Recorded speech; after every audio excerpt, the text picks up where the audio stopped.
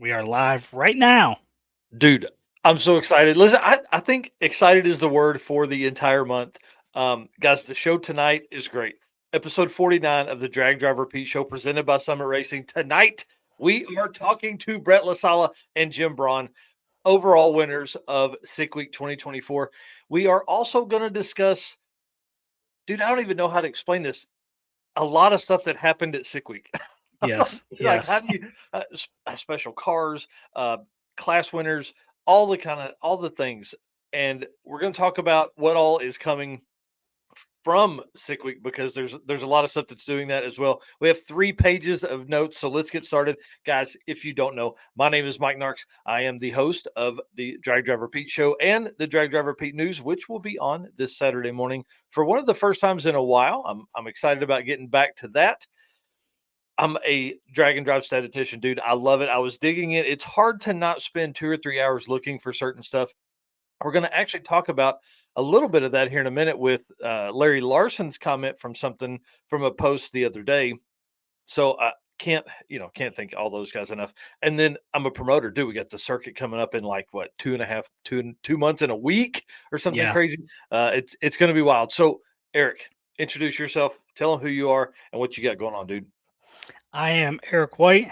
I run my personal channel, which is 815 LSX Swaps, and then I help out with everything drag, drive, repeat, edit pictures. You've seen a lot of pictures coming from Sick Week, so Mike was sending those over. I was doing some editing on those and getting those uploaded. Artwork, you're going to see a bunch of artwork tonight that I created for the show, so Yep. all that kind of stuff. And then, the host of the show or a co host of the show and the news. Yeah, dude, you're a busy guy. Um, it's been crazy. The last couple weeks have been absolutely nuts. I see the number in here just continue to climb. Guys, thank you so much for being here. We can't do this without our race car friends. Sadly, I didn't get enough race car friends videos while I was down there, but I do want to give a big shout out to Richard Crosby and 304 Media for letting me ride along in the van. Dude, I really appreciate that guy so much. Got to hang out, got to eat dinner with him a couple times. We got some really good conversations, and he ran me by the route stop. So if you haven't seen it, there's some videos that are dropping on our channel, but also make sure you're watching 304 Media so you can see the videos that he's got going on. But guys, we need to thank you so much. While I get this opened up here, sorry, we've been crazy. I want to apologize ahead of time. We were literally sliding in here, still doing artwork a few minutes ago to get Yep. everything ready. What is going on here? Okay, allow. Give me all this stuff. I guys, I apologize about the hold up here. But we want to say thank you to our race car friends that are out there. Listen, I got to hang out with a lot of you folks while I was down at Sick Week. Dude, that was a crazy trip. And then, guys, we can't say thank you enough to our sponsors Summit Racing, Molly Motorsports, Car Change 3D, Howard's Cam, Sweet Patina, Racing Junk Classifieds. Guys, can't do it without them either. It was really cool. I got to hang out with the Summit guys all week.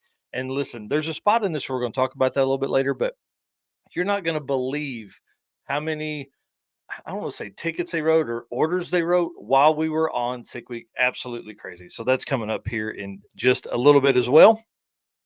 And then should we drop some knowledge on them here real quick? A big bomb that's coming beginning next week. Are you Yeah, I ready think for we do this, that. dude? We're going to do a newsletter. It's going to start monthly. This is something I've been wanting to do for probably the last year and a half. And really, I want to do this because it gives us one more way to kind of dig in a little deeper. We've really leaned into video the last 18 months, and a newsletter is going to allow us to kind of take all of these notes that we've made to do all that and put it in an easy to read format. So it should be something pretty simple. It's going to be monthly to start until I can get a good rhythm, until we can get a good rhythm on this, and then probably move more towards biweekly than weekly. Weekly is my goal. I'd love to send you guys something that would kind of not just recap the show and the news, but also give you all kinds of new insights and things like that. So I'm going to drop the Google Forms form in the or Google Forms link into the chat. If you guys want to get a newsletter, holler at us, put it on here, let us know. That's going to go out. I will make a post about this later tonight as well. That'll be on the Drag Driver Pete page and the Drag Driver Pete hashtag Race Car Friends Facebook group as well. So Yeah. should be a good way. I think it's going to open up an opportunity for us to maybe dig a little deeper on stuff, and will make us go deeper. There's sometimes where we're pretty high level on things just because we're trying to go through so much information when we come on to the show or the news. But this will give us an opportunity to really kind of dig down and be better at writing. So kind of excited Right. about that. Steven says, it's got us on the big screen. Nice. Speaking of big screen, something else that we did to get ourselves out to more people last night, we Yes. aired on PowerTube TV for our first time. Dude, I'm so excited about that. Excited. Listen, that's a new drinking for tonight. It was really cool for Ray and Brian to give us that opportunity. And I want to say thanks to everybody that watched. We really appreciate that. There is a lot more coming. I'm actually editing down a lot of video that is going to be exclusive just for PowerTube, that'll come from our video stuff. So it will be, you can follow them on YouTube as well, but go grab the app. We are literally in the lineup, like in it'll be Tuesday nights at 9 o'clock across the US. That's when you'll be able to find 9 p.m. It's going to be really cool to have that opportunity to again tell people about drag and drive coverage. And then I want to say on the back of that, have you seen what the Monoxide podcast has been doing? Have you seen any of that stuff, dude? He's been Yeah. cutting down the videos we did or the podcast we did. Crazy. That guy's blowing up, y'all. I'm telling you, the community of drag and drive is really very small, but it's about to get much bigger thanks to you know everybody that is out there talking about it, everybody that's out there doing things for it. So Yeah. appreciate that, guys. Did you see what followed our show on PowerTube TV? Man, I did not. It ended, and I went right back to editing. Dennis Anderson. Oh, the dude that drives a Gravedigger. Right. Yeah, Right. th- that's pretty cool. That is pretty Yeah. cool. Yeah, Yeah. It it's was cool to see us, in that mix with names like that for sure. Oh yeah. Yeah, that's amazing. So essentially what we're going the original plan right now, the setup plan now is to take the show and the news, we'll separate them, and then we will cut them down into not segments, but maybe first half of the show, kind of this conversation, and then the guest will be its own standalone, and we'll be providing those to PowerTube. So it's a great way to catch up on this after the fact, and probably an easier, maybe an easy way to catch up, catch it. So pretty cool. And we were talking about folks that were talking about Drag and Drive. And I want to give a shout out to Gearhead Perspective. Their podcast they recorded on Sunday and dropped on Monday. They were talking about us again. So they used a lot of the photos that you edited that I took, which is kind of cool. That's worked out really well in the past. So they used a lot of that for the conversations they were having, the stories they were telling about the event, and all that kind of stuff. So pretty Yeah, neat. that's pretty cool. And the Yep. pictures, I think we did 300 photos for the week. And Yeah. that's quite a bit for you being there by yourself doing pictures and Yeah. in video. So Well, let me drop some knowledge on you guys here. 1139 videos with the big camera, and like 1110 or 1120 videos and photos with my phone. yeah. So that's why it takes so long to get all this stuff put together, because the stories I've been telling that I've been editing are, trying to tell one story. Well, like Jerry and Matt Sweet, I may have 30 videos of theirs. So Hmm. finding those within those videos and then putting all those together and making it make sense is a little hard. I see Brian Acton and Jay Blanchard in here, Fast Act Racing guys. I've got a ton of their stuff. It's going to be really cool when I get that video done, and we're going to talk about them in a little bit. But I do want to give them a big shout out. Congratulations to them. 8500 pass. That is perfection. Chef's kiss. It's amazing to get that done for them. So we're going to talk about that here in just a minute in the sick week recap. Next up here, I just set this up today. I see John Paul Franks in here talking about it. Man, listen, or making comments. Y'all, I'm going to be the announcer at Heads Up Hustle. That's awesome. Cool is that? Yeah, I'm excited. Did you know that? Did you know that Yeah. I'm excited? It's crazy, man. I'm pumped about this. I've already started notes for that. on like how it works and all the stuff and everything that goes from there. Eric and I were talking earlier about Eric attending, doing some drag drive repeat stuff while we're there, and then also, of course, jumping on the mic with me while we're in the tower doing all that stuff. But the cool thing about on the spot auto repair sponsoring the live stream for the circuit is that means we'll have that stuff as well. So maybe there'll be some live stream opportunity there from Heads Up Hustles. We'll have to see how it works. I don't know how all that's going to go down, but if anybody can figure it out, it's going to be us. Yeah, That's for yeah, sure. that should be fun. Yep. If I can get a chance to come out there, it'd be cool to get up in there in the tower with you, and maybe you Yep. announce the right lane and I announce the left lane or something fun like that. Yeah, that would be perfect. Yeah, we can make wagers while we're up there. All right, Right. let's go to the next thing, guys. WAF Racing, WAF Racing. I saw so Matt Blasco, who's kind of famous, was his co-pilot, and so got to hang out with those guys. Was talking to Matt. This guy pulls out literally this thing that's on top of this carburetor and is working in it, and I'm like, "What the heck is that?" And he's like, "Oh, let me tell you." So of course, I was like, "Don't tell me, tell the camera." So I grab my phone and we do a quick video. It's went ham. There's people asking all kinds of stuff on uh, on Instagram. It's going crazy over there. At TikTok, it's working as well. Oh, sorry. And so because of that success of that video, he's gotten all excited. His name's Chris Wozniak, and he is going to send 3 of these for us to give away at the circuit. Oh, So that's awesome. it's going to be raffle items. I'm really pumped about this. It's going to be really cool. I don't know anything about carburetors, but for carburetor folks, he said it's the bee's knees. It's the way to go. It's just an easy way to keep all your tools there. You can see just from this picture that I grabbed from his Instagram. But jump over to WAF Racing 23. Make sure you're following those folks over there so you can see all about all this kind of stuff. Yeah, John Paul Franks, carburetor guy there, said he needs one. I don't even need one, but I want one. Just so I mean, I'd put it on the fender somewhere. I don't know. Really, really cool. So that's kind of exciting. Let's see. We did the gearhead perspective again. Thanks to those guys. Big shout out to them. All right. Perfect. Eric, let's talk about what you've done over the last 30 days. Yeah. So we were kind of chatting about this before the show started, and I was kind of mentioning tomorrow marks 30 days that I've done intermittent fasting, anywhere between 16 to 18 hours fasting, and then the other 6 to 8 hours eating.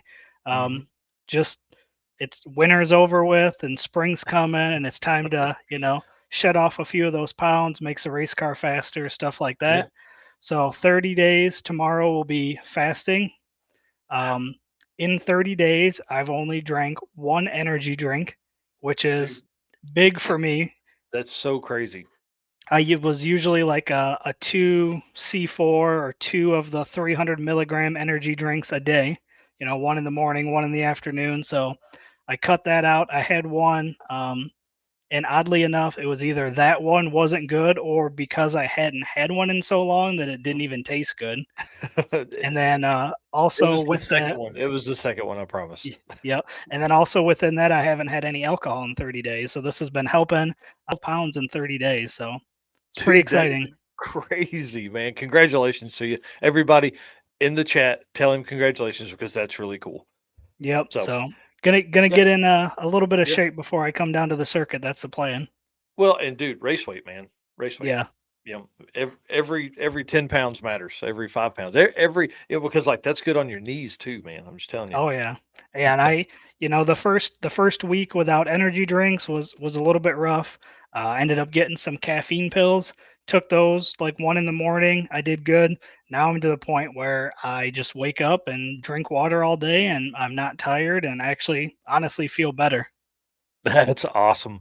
And I'm telling you, that's really kind of the way it goes. I mean, like it's amazing your body processing that much sugar all that time. Now it's like, wow, I don't have to work that hard. Yeah. Yeah. So So I didn't plan on like completely quitting everything, but yeah, the way it's going, I've done well, so and I'm okay. But there's going to be times where we're on events, and I'm going to drink an energy drink, but it's not going to be part of yeah. my everyday routine anymore. Yeah, yeah, you're not gonna have to have it, and we know at, some of the events, mainly the circuit, you're gonna have some parking lot beers. Oh yeah, yeah, absolutely. Yep. Well, awesome. Well, before we move on, guys, Summit Racing's speed legacy began in 1968 as a one-man startup and is now the world's speed shop. Four facilities, 200 plus catalog editions, fueling your passion. They save you money, deliver fast, and offer top-notch customer service. In 2014, they launched the Summit Racing mobile app for easy access to speed parts. Find them on Facebook, YouTube, TikTok, and Instagram. Also, you can tune into the All Cylinders podcast for more automotive discussions from humble origins to the social media lane. Summit Racing stands by your need for speed. How cool was that? I want to say thanks to them. That's they're a big part of our program here. I want to give a big shout out to Tommy Dupree for letting me hang out with him all week. And Alec, dude, you guys are amazing, taking care of me. I was supposed to drive the truck for a little bit, but I never did. So slid by that one maybe just a little bit. All right, let's move on here, guys. You know, Howard's Cams is a big part of our program as well. Our boy Luke B, he's so awesome. So they have upgraded from the news sponsorship to the show, which means we're going to be able to dig in a little deeper in stuff. And so our new segment for Howard's Cams is the Howard's Cams community segment. This is going to be really fun because it's going to give us an opportunity. You know, it was comedy on the news. Now it's going to be, we can do comedy. We can talk about in depth stuff, kind of like what we're going to go over today. And then we can do whatever we want. We can get top posts from different Facebook pages or groups or anything like that. So it's going to be really, really neat. So Larry Larson made a post on the addiction Facebook group that talks about, he said, how many racers that have ran five or more events and ran faster than 799 finished every event? So to answer that, he's the only one. Okay, cool, great. So I wanted to kind of bounce a little deeper into that because it was obviously that's something hard because if you're going to go out and swing at a bunch of different events, it's going to be hard to finish all of them. We all know that. So these names here, mainly our boy Bryant Goldstone at the top, baby, 799 or faster, and how many events they've finished with a 799 or faster average. Okay, so I hope you understood all that. Here's the rundown. Larry Larson has done 8 events that are 799 or faster, and each of those he has completed. Obviously, I couldn't find that he had DNF'd at any drag week or any race week, which I think are the only two that he has competed in. I'll have to look back at, guys. I was trying to put all this together and not spend 6 hours doing it. But I just want to give you some perspective. So while Larry Larson's deal is amazing, stupendous, I hope that Jeff Lutz coming back makes Larry want to come back.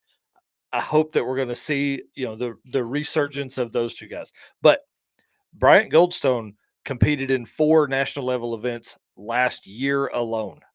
Right. So when it says 8, you can only imagine how many that takes to get there. Now, this is from the beginning of time, from what I can gather, again, in about an hour, hour and a half worth of data. So, Bryant Goldstone with 8 finishes that are 799 or faster. Larry Larson with 8. Clark Rosensingle, my buddy, 7 or more. Tom Bailey, 7 events, 799 or faster. Tom Bailey, 7 events. Doug Klein, Tom McGilton, both with 5 events, 799 or faster. Alex Taylor with 4, and Dave Schroeder with 4. Pretty impressive list of names there. And when you start looking at that, think about where those folks have taken the sport. Like, these are very, very fast people. It really made me want to just go complete nerd and keep digging down. But I had to step back and I had to make it. Had to start with this. So while we talk about fast people a lot, I want you guys to understand, like, there are so many cool things that come from just drag and drive, and like the fast cars that are listed here and fast racers that are listed here end up, they bring slow stuff too, or they run a slow time. It's really kind of crazy. Man, pretty amazing that Larry Larson has finished every event that he has entered. Pretty intense, especially with the kind of cars that he's been racing. which is kind of wild because I had made a post on my personal Facebook when all the stuff about Lutz was coming back, and I asked, Yep. does anybody think Larry Larson will come back now? And then, Yep. this post came up recently, so I thought that was kind of interesting. Another thing here, this comment, Bad Idea Garage, breaking news, Carolina drag cruise just sold out. That's awesome. Congratulations to Mike and the team over there. That's awesome. And NHRA stock says my foggy memory thinks Larson DNF'd at a Rocky Mountain Race Week one year. I don't have those up anymore, but I can take a look for sure. And you know what? I think you're right. I think you are right because I think he's done 4 Rocky Mountain Race Weeks and he's finished 3 of those. I think you're right, man. There was so much data that was going along because I physically had to build a new list to try and keep up with just 799 and faster racer names, so I didn't have to take out slow times. Anyways, nerdy stuff, nerdy stuff. That's the way it goes for me over here on this side. Um, Yeah. So that's going to be a fun segment too going forward, like you'd yeah, mentioned with the Howard's Cam. So lots of stuff we can do there. I'm excited. I know I sent you a couple things today of different yeah, statistics and stuff that people have posted. So those will be things that'll be coming in yep, the future as well. So I think it'll be good. yeah. I'm really, again, I'm excited about what's gonna happen because now listen, I don't know him and I didn't talk to him about this. I talked to Larry to Jeff for just a second, but I feel like him DNFing at sick week is going to drive him to want to come back. Now, does that mean Yes. drag week? Boy, that would be really cool if he came back to drag week. Does it mean he's going to wait for sick week next year? I don't know. I think it's Yeah. all gonna be dependent upon what happens with all the Discovery and Disney stuff and everything that goes there. Yeah. I think that you're spot on with that. I think if his schedule allows it, then he would possibly do that. But if the schedule doesn't allow it, then maybe Yep. sick week next year. Yep. And again, that's why sick week does so well is because it's in the winter for a lot of folks and people's stuff is fresh and things come out swinging. We're going to Yeah. talk a little bit of, we're going to dig kind of deep into that on Saturday on the news, about attrition and all that kind of stuff. So, one other, some other folks I want to give some shout outs to is Parts Online Network. Bill and Andy just worked their absolute butts off for the week down there. Those guys did not stop. And listen, I know they didn't stop because I didn't stop. It was crazy. So they've been posting these videos that are all runs. So like Glenn Hunter's, this is all of his runs that they captured from Sick Week 2024. Really a cool thought process. I like this. I think this is really cool. I've watched a couple of them, great videography, all that kind of stuff that goes along with all of that. But I thought this was a really neat deal. So you guys make sure you're following Parts Online Network. Great folks there. And then I want to give a shout out to that track channel. Look at that, dude. That's me right there. That's Yeah. me on that screen on that other channel on that Yeah. track channel. So I want to say thanks to him. He came all the way from Canada to come down here and capture Sick Week and all the stuff that went along with that. So it was really cool to see him working and hanging out. And again, the media stuff. There's some shots on our page of the starting line with all of the media folks. Everybody's cameras in the air. There's hands. There's everybody's doing everything. But I've got a really good couple videos that pan from. I think it's Lutz doing a burnout, and there's literally 12 media folks that are like standing right there, and then comes back. I want to give a shout out to. Oh, I don't think his name's Wes, but he stood in Jesse Harris's diesel smoke, and you probably see it on 1320 video. I haven't got mine done yet, but listen, as he builds boost, it just literally engulfs him. It was pretty cool. So a lot big shout outs to all the media folks that are out there that worked our butts off for Sick Week. It was Heck pretty yeah. crazy. It was pretty crazy. Well, guys, we want to thank Molly Motorsports here. Attention, high performance enthusiasts and sportsman class racers. Meet the Molly Motorsports Power Pack Kit, your ultimate solution for power packed performance. Say that 7 times fast. Crafted with precision from top quality alloys, our pistons offer tighter clearances and increased resistance. And increased resistance. I don't think that was supposed to say that there. Tailored for various engine families from small block Chevrolet to Volkswagen and Audi. We've got you covered. What sets us apart? Forged pistons, graphol coating, maybe that's what it's called, and phosphate treatment for peak performance and durability. Elevate your ride with Molly Motorsport, where performance meet precision. Performance meets precision. Dude, I'll get this down eventually, I promise. Unleash the power within. Visit mollymotorsports.com for more details. You nailed it. Dude, we gotta drop some of these in there. Can't do this without our cool folks. We've got stuff coming from Car Chains. We've got a new sponsor that we're going to talk about on Saturday. Actually, I don't even know if I want to say it. We have two new sponsors we're going to talk about on Saturday. Ooh, So I'm kind of excited. It's going to be really really cool. So all right, excited? uh, I'm excited. Are you Yeah, excited? I'm excited. Uh, we got a Facebook user here that says, "Is that Matt Ricky stood in the diesel coal smoke?" Matt, yep, yes, absolutely crazy. He And got then, cold. yep, Dude, guy that's funny. Guy Pertano in here. Yep.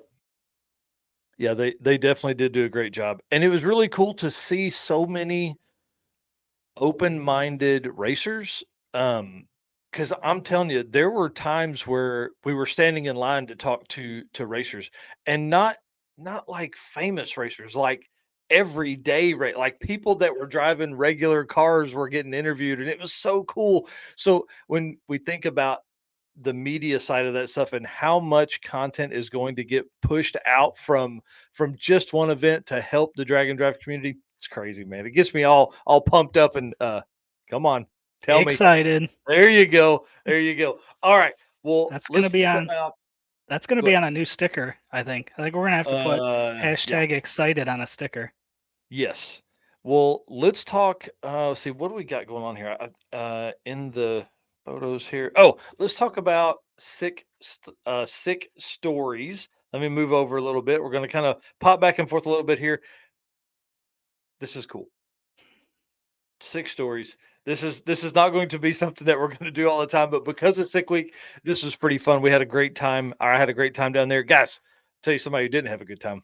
Jimmy Dale, I saw that. bro. But dude came out to the track, I think on Monday. I think this happened Saturday or Sunday. Come to the track on Monday, end up back in the hospital, and then had to go home, man. Just crazy the dedication that guy. He wanted to have a good time with racers, and Yeah, it was really cool. I hope that his healing goes well. I hope all that kind of stuff just works like it should. And man, just the craziest story ever. Just so crazy. I don't even know how you say all that stuff. Like how do you know he's been around cars for a long time, man. It's just one right. of those things. It's what happens when your brain doesn't that like you're tired and you're on a drag and drive and you're so pumped to see everybody and then, bad things happen. Yeah. It's Yep. nuts.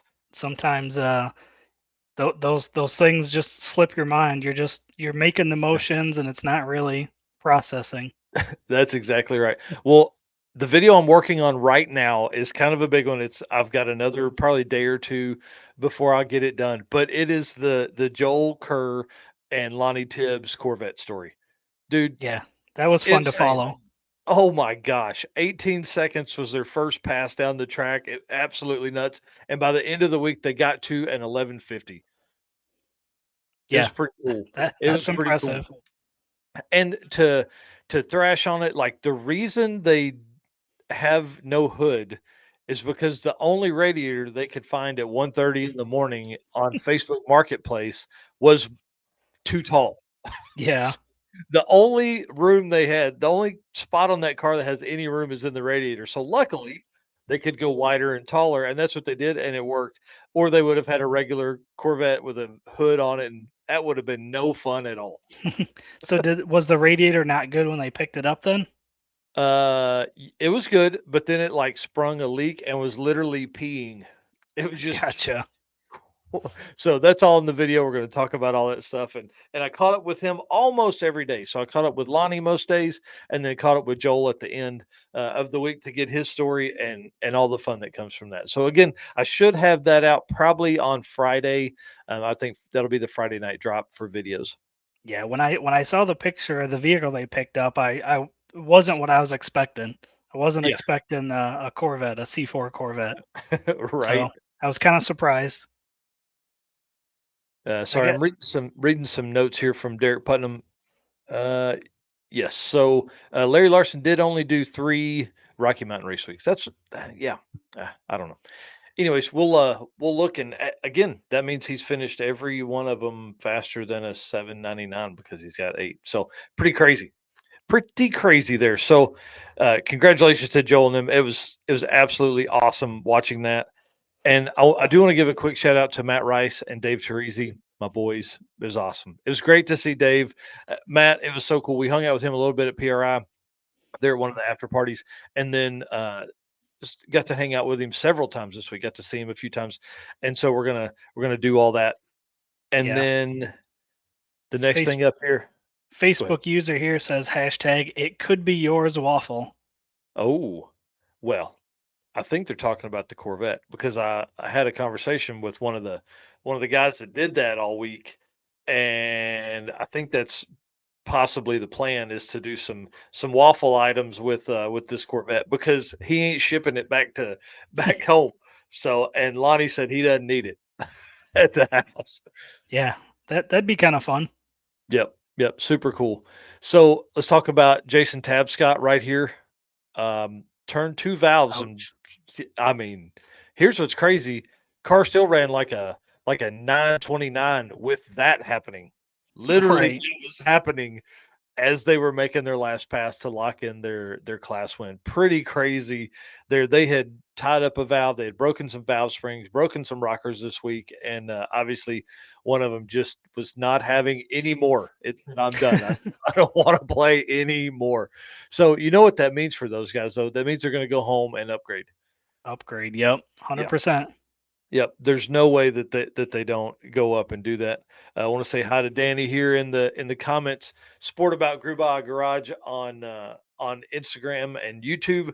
Y'all, those guys put it down, and they changed an engine on their way coming like drove the little Gucci AMC wagon from California, got into Texas and dropped the engine, swapped complete engines over from a 258 to a or 253 to a 238. Had to change all kinds of stuff to get it done.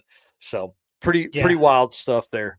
Did they have a post about like number of coffees, number of fuel stops? I think I saw that. Was that today Yes. or yesterday? That was Yeah. pretty cool to see all that. Yep. So got a lot of good video of that car, in the parking lots, and I think I may have gotten its last pass of the 890, 1898. So it is an 18-second car for the Yeah. first time. I want to say hi Very to John good. Pfeiffer stopping in here. Um, we have big news for what he's got going on with the channel as well coming up, but we're not going to talk about that just yet. So, all right, let's talk about this right here. Car count for sick week. Let's move into some sick week stuff here. 331 cars. I think 2023 they had about the same 334, 336, something like that.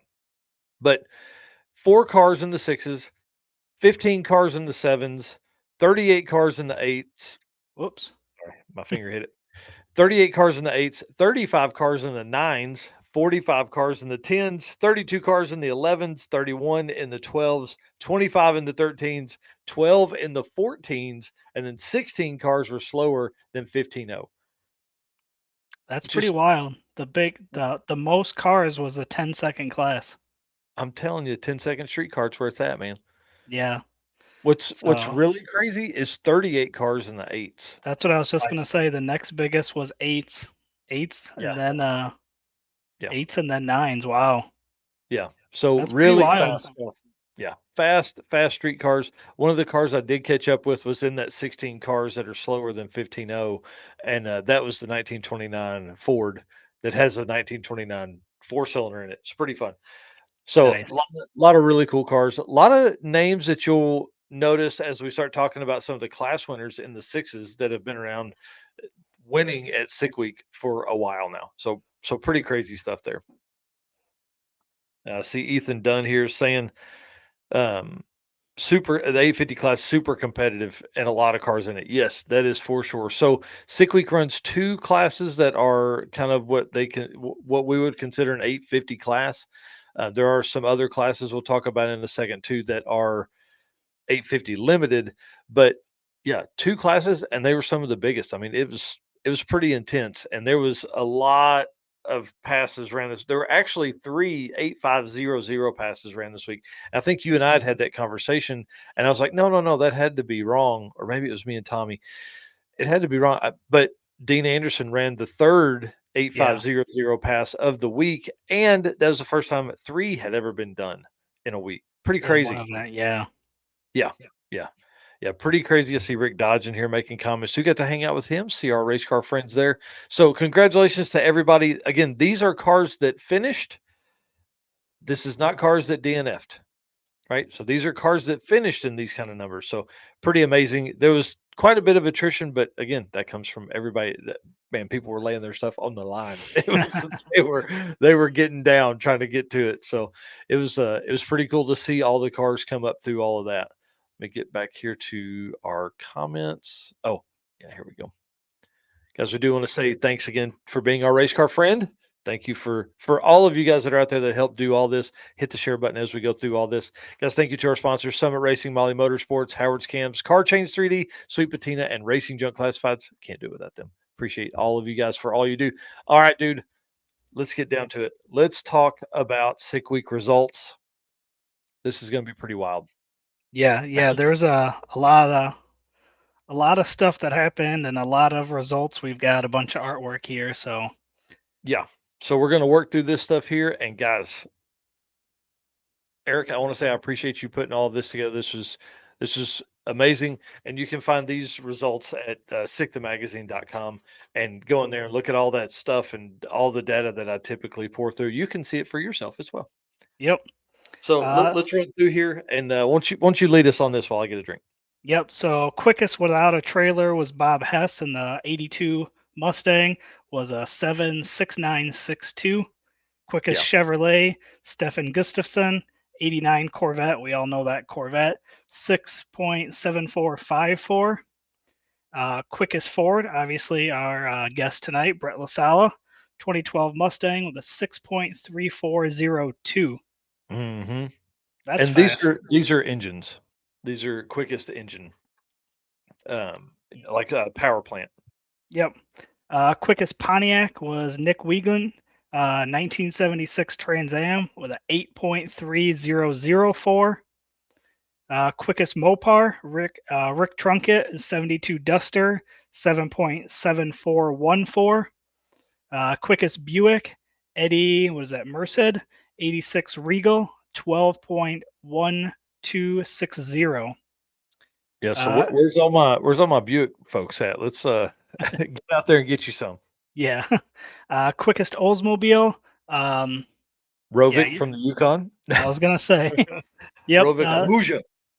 67 Olds 442 with a 9.7568. Way faster than it was last year. That car, he ran right up against 10 O's for a long time now, 9.7s. He's not scared to just spray the house down. Yeah. Quickest AMC, Jacob Davis and the 72 Yeah. Javelin, 11.0654. That was That's the awesome. red, white, and blue one. Yeah, yeah, he struggled pretty heavily. The first day had the whole rear axle out of that car. So we got a couple Yep. videos. I followed him all week as well. Yep. Quickest, that should say Beetle, not Mm, Beatty. Richie Webb with the 1970 Beetle with a 10.2094. That's awesome. Then we've got quickest hot rod, Kevin Wilms, 1930 Ford Roadster, 10.7652. Quickest gasser, Michael Henston, 1965 Ford Fairline, Yeah. 10.9794. One of my favorite cars of the whole event. Super Was cool. it? Just wait till you guys see the video of that. It's awesome. Yep. It's the We've yellow one with all the speed holes. Oh, gotcha, gotcha. Yeah. I recognize that from the photos you took. Yep. Quickest four cylinder, Rob Courtney, 95 Honda Civic, 9.1834. Yeah. So that's pretty good. He broke 3 rear axles trying to make his final pass on Friday. Oh, really? Yeah. Quickest six cylinder, Damon Elf with 95 Supra, 8.8040. Mhm. Quickest electric, probably the only electric, I believe. Kyle Wade, Boosted Boy, 2022 Tesla S, Platycee, 10.4546. Yeah, yeah. I hate to say 2022 Tesla because it's a Honda Odyssey van. Right, Yeah, right. Yeah, that's interesting because they're obviously going off the chassis there. But yeah. quickest rotary, Wyatt Stengel, 74 Corolla, 13.9026. And last but not least, quickest diesel, Rick Flutz, 1970 Chevelle with a 9.0392. Yep. Pretty awesome running there. And then moving on to Bullseye. Great artwork by obviously right here. So Bullseye Challenge Day number 2 in Bradenton. The target number was number 72. Rick Dorn 2020 Mustang 10729. And then day 3 was you had to get the closest to number 56. Russell St. John with a 12621. Again, 62 to 56, pretty close there. At day 4 is Bree Brewer in the 2017 Mustang with a 15472, getting really close to the day 4 number of number 46. And then the day's Bullseye Challenge, day 5, looking for number 39, Colin Moore in the 94 Silverado 10422. Yeah, Pretty I awesome. I thought this was a pretty cool idea Yep. Yeah, doing I that like I bullseye like this. challenge. Yeah, I really like it as a challenge. I think it's really neat. It opens it up to, provide anybody the opportunity to run that. So pretty cool there. I see the guys are in the backstage there. We do see you guys hang tight. Just probably another 10, 15 minutes we got here, and we'll bring you guys on. I'm getting thumbs up from them. Again, guests tonight are Jim Braun and Brett LaSala, the number 1 team from Sick Week 2024. Up next, DYO first place. Dude, this is a crazy spread. So this is from the fastest pass of your quickest pass of the week to your slowest pass of the week. DYO Mr. Joe Haney and the F Cancer Nova, man, 041 across 5 days of different tracks, different setups, different everything, and has a 041 spread. But did you see Pro DYO? Yeah. And did you see the last name there, Luan? Yep. Gab- Gabby Luan, man. That the Luan Motorsports broke it down for everybody. That I bet they had 8 cars, maybe 9. I don't know. It was crazy. Uh, Pro DYO means quicker than 10-0. So 850 to 10-0. 93 Mustang 021 spread for the week. Yeah. 021 from your like that means there's 3 other days of racing in the mix there that have a smaller margin than 021. Yeah. And Derek Putnam here just saying that's our first DND as a driver. Absolutely insane. Yeah, Absolutely. that's killer.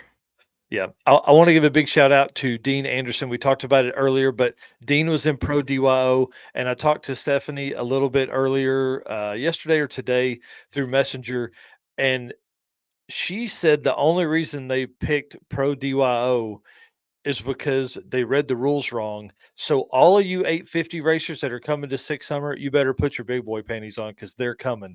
So they're the third team to do an 8500. Again, this class is limited to an 8500, so you can't go faster than that. So that's pretty amazing to be right on the, a perfect pass, just like Jay and Brian. Oh, Jennifer, not Stephanie. hey, listen, I was close from memory. Sorry about that. Yeah, Jennifer, not Stephanie. So sorry about that. Um, Pretty cool. Thank you so much, reaching back to kind of give me the rundown there.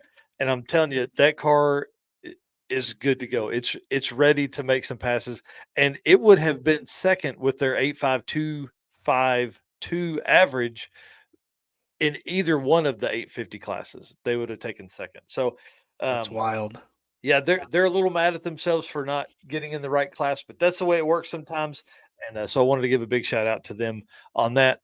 And guys, let's talk about our boys. Sixth Street Race winners, Brian Acton and Jay Blanchard, 70 Nova, y'all, 85234 average, 8500 pass on day 2. Are you kidding me? Jim's Yeah. in the backstage right now going, man, listen, I was one of the first guys to run an 850. So we're going to talk about a little bit of that too here in just a few minutes. So Sixth Street Race, and again, the other 850 class, Street Race 275, Randy Seward and Steve Trance, the OGs, the old guys in there just whipping ass. 85124 average for the week. And again, James Tall, day one, set the stage. Yeah. 8500 on day one. You talk about After that, you talk about putting people in like overdrive, man. He yeah, made some folks nervous. after that car sat for as long as it did, they Yeah, get it going and then they come out and run that perfect number. yeah, yeah, pretty crazy. So, we talked about, or you talked about the Gassers, Hot Rods, and Beetles. They kind of do, each one of those. They have it's one singular class, and they have an overall winner for that class. But then they also have individual winners as well. So if you have a Gasser, if you have a Hot Rod, or if you have a Beetle, you also get you win that class as well. Yep, So those were on the first slide. Yep, yep. So congratulations to Richie Webb on that. I don't think that's his first time to win that, but that car is so cool. Pastel yellow Volkswagen Beetle convertible that just absolutely gets down. He races with the top down, super cool. Um, or sorry, Sick Week Freaks, Damon Elf. We talked about that 880 average on that car. They were really looking to turn it up and run some 850s. It just didn't happen. That car is a stick shift car as well. Rowdy Radials, eighth mile, Matt Moore, almost, dude, this close to knocking uh, Devin Vanderhoof's record off, but 4.6868 average, man, just so close. I know he Yep. wanted it too, but I want to congratulate him because he ran some serious, drag and drive personal best that week, and I would imagine some personal best of his own. So Yeah, I we'll talk think about him in the future. yeah, I think I saw a post that they're already planning some upgrades for the car too. So, Nice, nice. That's cool. Well, congratulations to one of our favorite families, Matt and Jerry Sweet, on their naturally aspirated win and reset the record at Sick Week. And if this had been a Pro Street NA, they would hold the Pro Street NA record for this race as well. Pretty crazy stuff. 76 Nova. You guys know the story behind that car. It was his. They sold it. The family bought it back. Surprised him. Super cool story. 7.7378 average for the week. Stick shift. Chad Fegley, 2010 Corvette. He wanted this one bad. He really wanted this because of what happened last year. He was set to win it last year, and then comes out, knocks. I want to say this is probably the all-out H pattern stick shift record for Drag and Drive. wow. Uh, yep. So again, H pattern is the key word there. We do have some Linko style stuff that has been faster, but this is pretty awesome. And I want to say he held it before that with his Rocky Mountain Race Week finish, and then now has dropped that again as well. So pretty cool. Congratulations to Chad on that as well. Super Street class, Michael Ward, 63 Nova, 7.3502. And is that what you sent me today? That they were the fastest Australian drag and drive team? Is that I believe just so. now? Yep. So Yep. again, we're going to talk about some of that stuff on Saturday's Drag Drive Repeat News. Pro Street class, Glenn Hunter. I think he's won this class a lot. I love seeing that car out here. It's really, really good. I see Guy Pertano here asking, did I reset Street Race NA? To be honest, I haven't dug into the ET records yet. I I will have all of that done by Saturday, but I've been trying to crank out these videos and get all of this stuff ready for the show tonight. Modified class, obviously, our boys Brett LaSala and Jim Braun, just I mean, out of the park. 634 average. It's crazy. That's a record for modified for every drag and drive event that's out there, and a record radial average GT as well. So pretty crazy stuff. I'm sure there's a lot of big floppy tire guys that are at home trying to figure out how to run on these radials. So I'm sure we're going to hear a little bit of that from these guys here. And then brand new class for this year, heavy metal, which was a minimum weight of 3,550 pounds. 93 Roadmaster Hearse, baby. Jason Pickett, the Holland Ash with a 81592 average.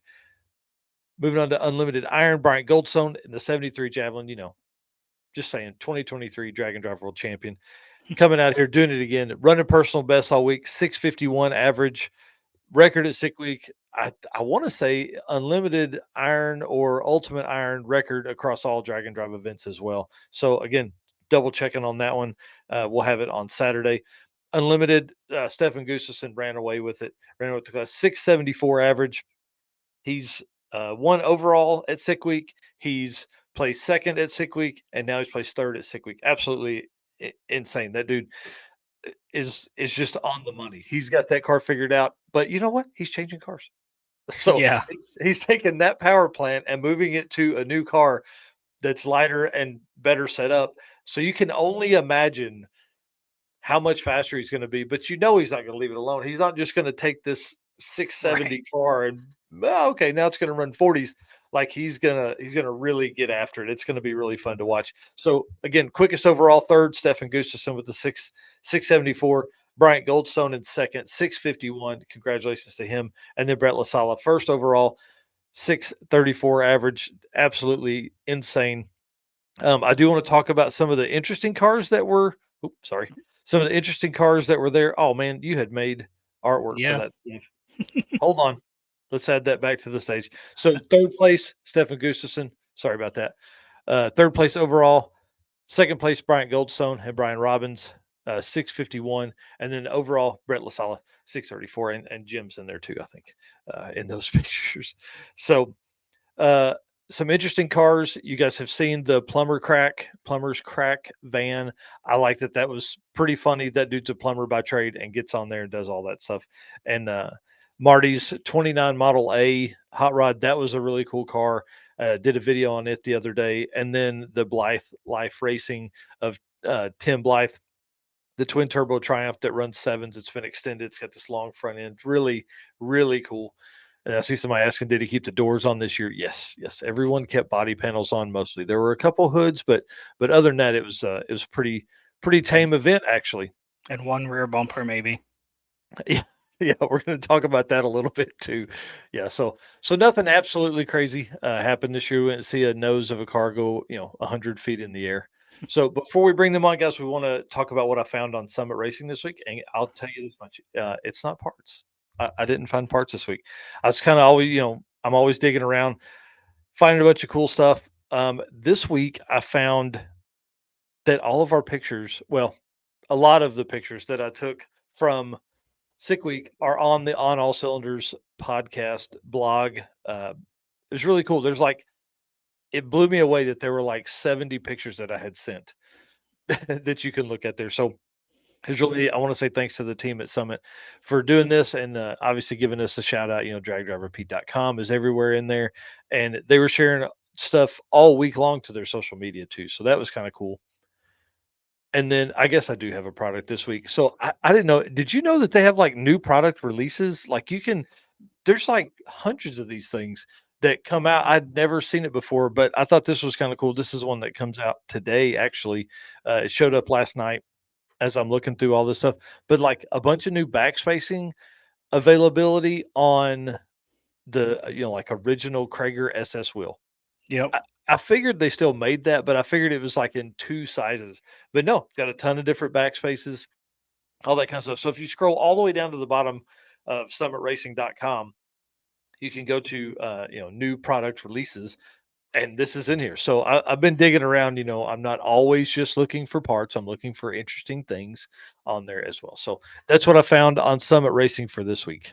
So let me know what you guys find on there as well. All right. One time before we jump in here, guys, I want to say thanks to all of our sponsors.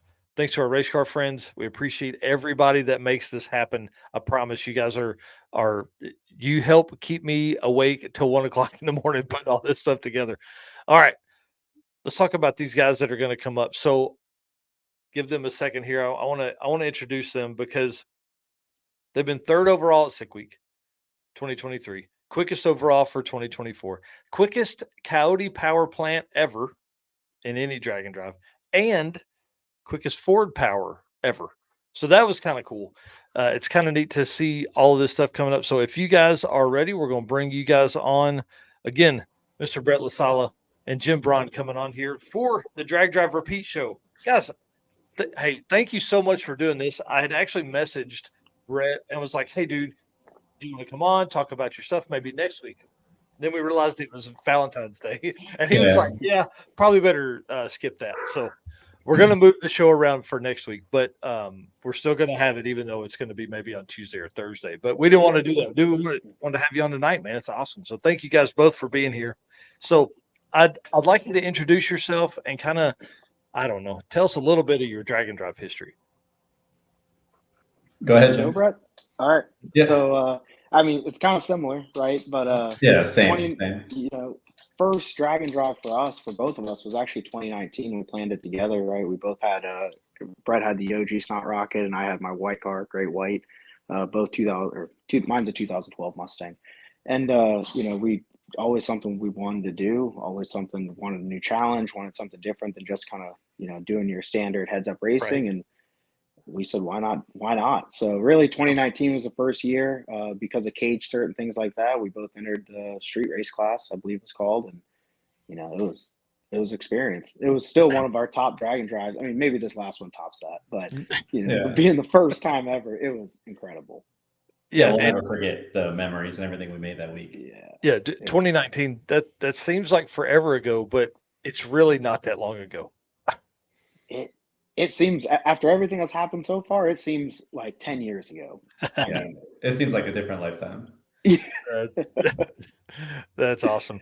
So 2019, you both are running all that stuff. Well, I do want to get this out of the way, guys. Jim is one of the only guys that have ran it's not even two hands of people that have ran a perfect pass in a dragon drive event. So let's just get that laid out. This dude knows what's up. So pretty awesome. Yeah, that was a cool experience in general, because Brad and I were like, hey, let's race each other. Like, we're tired of like let's go race each other. Like, we'll race on the tree, we'll race the whole way around. And the live feed from that video, the guy in the announcement was all hyped up and everything. He's like, look at this, these guys are leaving together. They're doing, like, they're like, it's a side by side race, and I think that's kind of what goes back to kind of what Tom Bailey did with the whole 1 second rule. It just makes it a little bit more, it makes it a little more live for the people and the fans. It looks like a real race.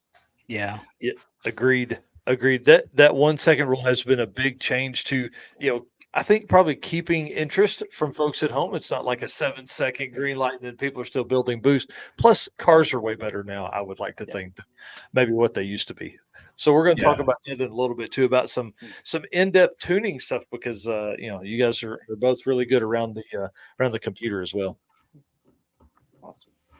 Well, do you want to let's do maybe like a quick recap for the folks that have maybe been under a rock, and kind of tell them about the 2.0 Snot Rocket 2.0, and kind of give us a recap on that car. Yeah, so basically I bought that roller from Joel Steele. It was the stick shift world record car at the time. I knew the car worked well. I had my old car. We just ran 690 with it. I felt pretty accomplished with that car, and I didn't want to bring it to this next stage, but I wanted to go faster. So, it just worked out better. Zach Myers bought the car. A friend of mine, he's local. He was going to let me still be able to run the car and work on the car. So we got to kind of control its outcome to make sure it was living a good life. And he's done a phenomenal job with that. Bringing it even to the next stage within the current confines of like what that car is as a true, complete factory body, factory window street car.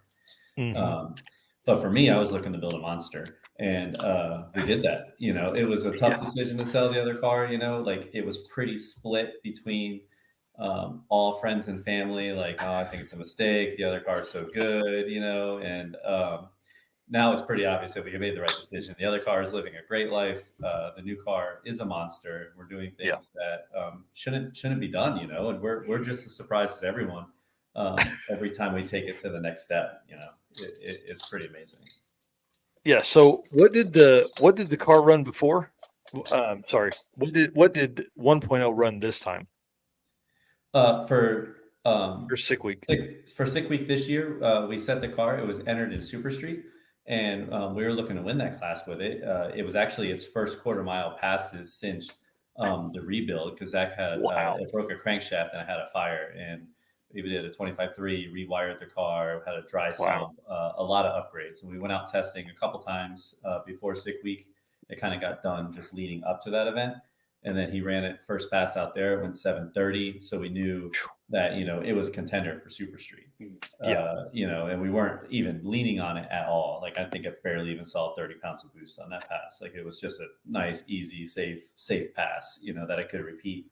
Then after day one, it got brought up that the car had a wishbone in the back, and there was a rule in Super Street about not having a wishbone. He missed that reading the rules, so then he got bumped to modified. At that point, he was up against me, Devin, Garrett, everyone else in modified.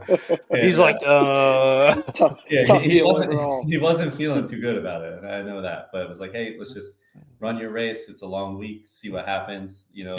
It's just have fun. It's about the memories. It's not always about winning. You go to an event, especially a drag and drive. You never know what's going to happen. Enjoy yourself. Have a good week. We didn't touch the tune-up in that car all week. wow. Literally, it was the same run. I looked at the log a couple days in it, and it was just, he was one and done every day. The thing just made laps, and drag and drive or racing did its thing. The two competitors got knocked out, and he ended up in second place with a consistent car, because that's what wins races, is a consistent car, not necessarily a fast car. Yep. Well, and dude, that is one of the truest things, especially about this event, because man, we really did see some attrition of some very fast cars that have been known to go very fast for a week. So that's pretty cool. Now, you did say this was his first one. Yes, this was his first drag and drive. Yeah, so That dude his, spoiled. Yeah, he did good. He had his family followed. They entered sick ward, so they got to experience it alongside with them. I think it was a good experience for their whole family. That's pretty cool. Yeah, there's a ton of families that came along with it. That's what I really like about the sick ward side of stuff, is like there's so many extra people that are there, and some really cool cars that were in the sick ward. I mean, dude, we did a whole album just on the cars that were at South Georgia one day. That's cool. Yeah, it's pretty. I was running around I was getting interviews and stuff in the pits, and I was like, I gotta get over here and look at these. I kept ended up in the sick word car, so that's pretty cool. Well, who was your probably? I mean, obviously you didn't have much competition this week in your class, but when you're kind of prepping for this, who were you eyeballing? Who were you trying to outrun, or were you just, hey, we're going to run our best race?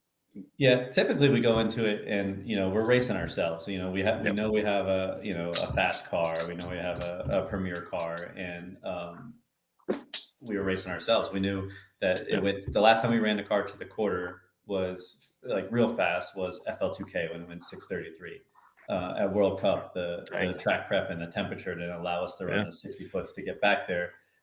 But since then, we upgraded the turbochargers, and the car went a lot faster to the 8. So we knew it was going to be capable of going faster to the quarter, at the same boost levels. So we were going there, had our head down, prepped on, we need to make a run every day, make a fast run every day, and then kind of see where we end up. How many passes did you end up making this week? 10. Wow, that's pretty awesome.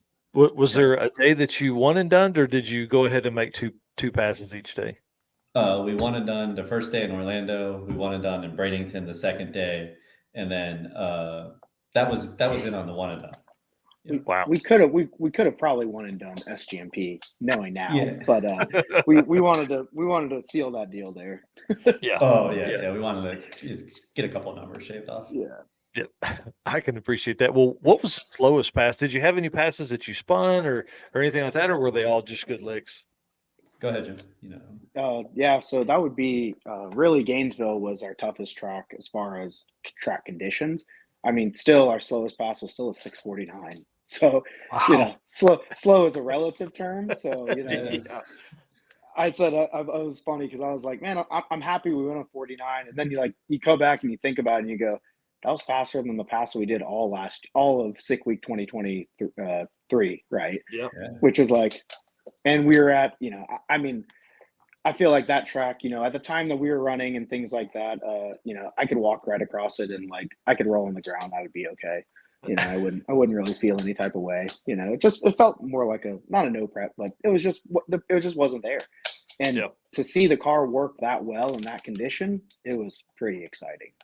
Yeah, and we adapted to it. So we knew first run of the day was our best shot. It is at every track because the way the drag and drives are run, the first run's at 10 o'clock. And then by the time 1 o'clock comes, the sun's on the track, no matter where you are, it's the worst time to run, right?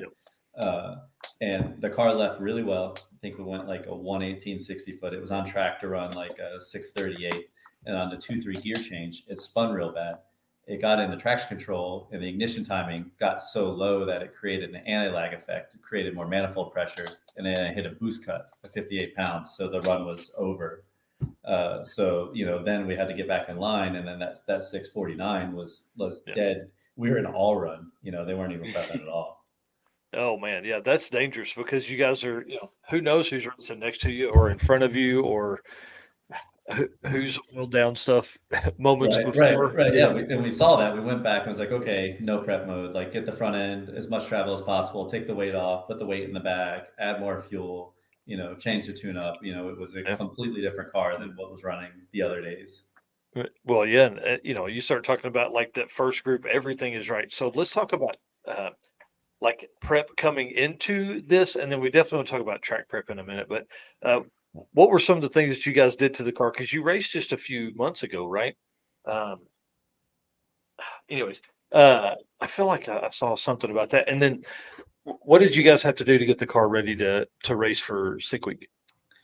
Really, to get ready for Sick Week, the only thing that we had to do was the stuff for the street driving, because over the past year, I changed the front end on the car to more of the factory replacement panels with stock headlights. And when we did that, the bumper didn't have an opening for like a radiator grill, and I wanted to keep it blocked off for aero, for the speeds, for the racing. So we had an idea to make an inlet to the radiator through the turbo ducts that would take off for street driving. Oh, nice. So we made that. We got the trailer ready. The trailer hitch that didn't work, we got that ready. I put new doors on the car that were lighter. Like, just refining things and kind of getting it ready for the drive. Yeah. Well, now you have to tell the trailer hitch story. It was day one. We left Orlando, headed into Bradenton. We got the Vero, pulled off at a gas station. Got out, or close to a gas station. We didn't actually make it in. I got out, looked behind the car, and I'm like, "Hey Jim, the trailer's on the ground."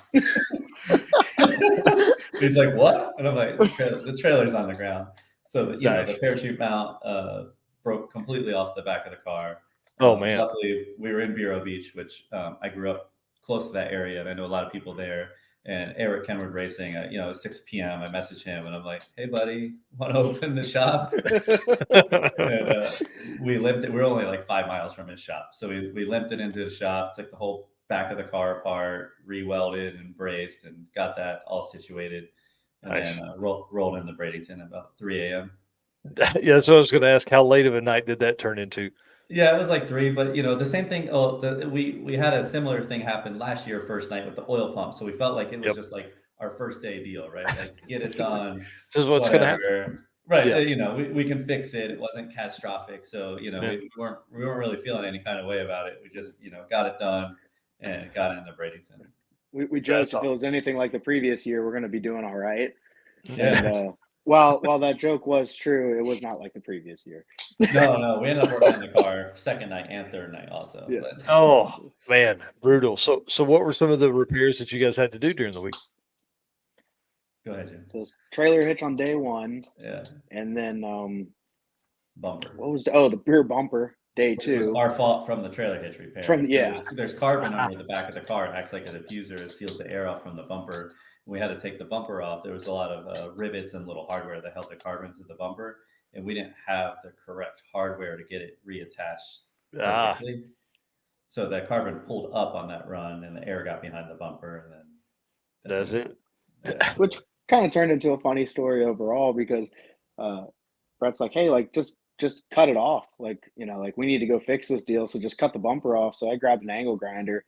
Just literally just cut right through the back of the bumper and got this, huge chunk off the whole corner that wrapped around the side. And then it became a joke. A guy came over and Brett ended up giving it to him. And then, the rest is kind of the other bumper's on eBay for $76,000. Right? Yeah. Somebody wants to go bid on that. Feel free. Nice. Pretty sure that's not getting paid. But. Yeah, probably not. Yeah. Do they know who you are? But and then day 3 was the third member. We developed a pinion bearing line, and that was pretty significant. Yeah. I would say so. Yeah, that's a pretty big deal. Yeah, I felt it before the last pass of Gainesville. When I put it in gear, the drive shaft rotated a little more than it usually does, and I'm like, oh, it's broke. And then made the pass okay, and we got on the road, and it was broke. So then we just started logistically on our drive, getting locating a third member, locating a shop to work on the car, and then we drove it to SGMP and had someone drive up a third member, and when we swapped it in. That's awesome. So I'll tell you what, let's go back real quick because it's kind of funny that when Brett says there's a problem, there is a problem. We jacked it up, and like this is like a joke going back, all the time. But like if he hears something, it's there. You just got to go find it. And he was like, no, let's jack it up and roll it. He rolled it over, and he said, huh, that was weird, And I was like, well, count your blessings. That's cool. Like finally one where it wasn't right. We pulled out of Gainesville. We looked at each other. We're like, oh, cool. Yeah, I was like, it's Great. broke. Yeah, It's broke. cool. Yeah, it's broke. It was a loud drive from there on to Georgia. Well, and the one thing about that is then you can't not hear it. Like it's there no matter what. Right. Oh, I knew it was bad. So, but we were able to get it fixed. And again, it wasn't anything catastrophic or super, super bad. Basically, the whole back of the car broke this year during 6 weeks. Well, the good thing is now all that's fixed, so it's ready for the season. Yep. Yeah, it's much better than what it was, so it's pretty cool. Yep. Well, except for it needs a wrap bumper. That's it. Yeah, I'm working on that. Right. What color is that called? Well, it's a wrap, so it's it's like wasabi, neon, fluorescent. It's like worded like that. Like I forget what company. It's not even like one of the main companies. It's like a weird company. When I first got that car, I just went online and literally ordered every single green wrap there was as a sample because it always looks different in person than it does online. And sure enough, like that was the color I think that I liked the least on the internet. And when I saw it in person, we were like, "Oh yeah, that's it." Like that's you're like, yeah, that's the one. Yeah, well, it's super cool. Yep. Well, lead us into the last day. You guys are, you've got yourself fixed. You end up day 4 SGMP. Things are going well, and then the drive back. I mean, 270 miles is a bunch, especially to end the week on. Any struggles or anything like that? No, so the only struggle was us wanting to not drive that car anymore for the week, to get to the next track, finish the deal, and get out of that loud ass car. That was the longest mileage, and that was our shortest drive day because basically we were over it, just ready to finish it.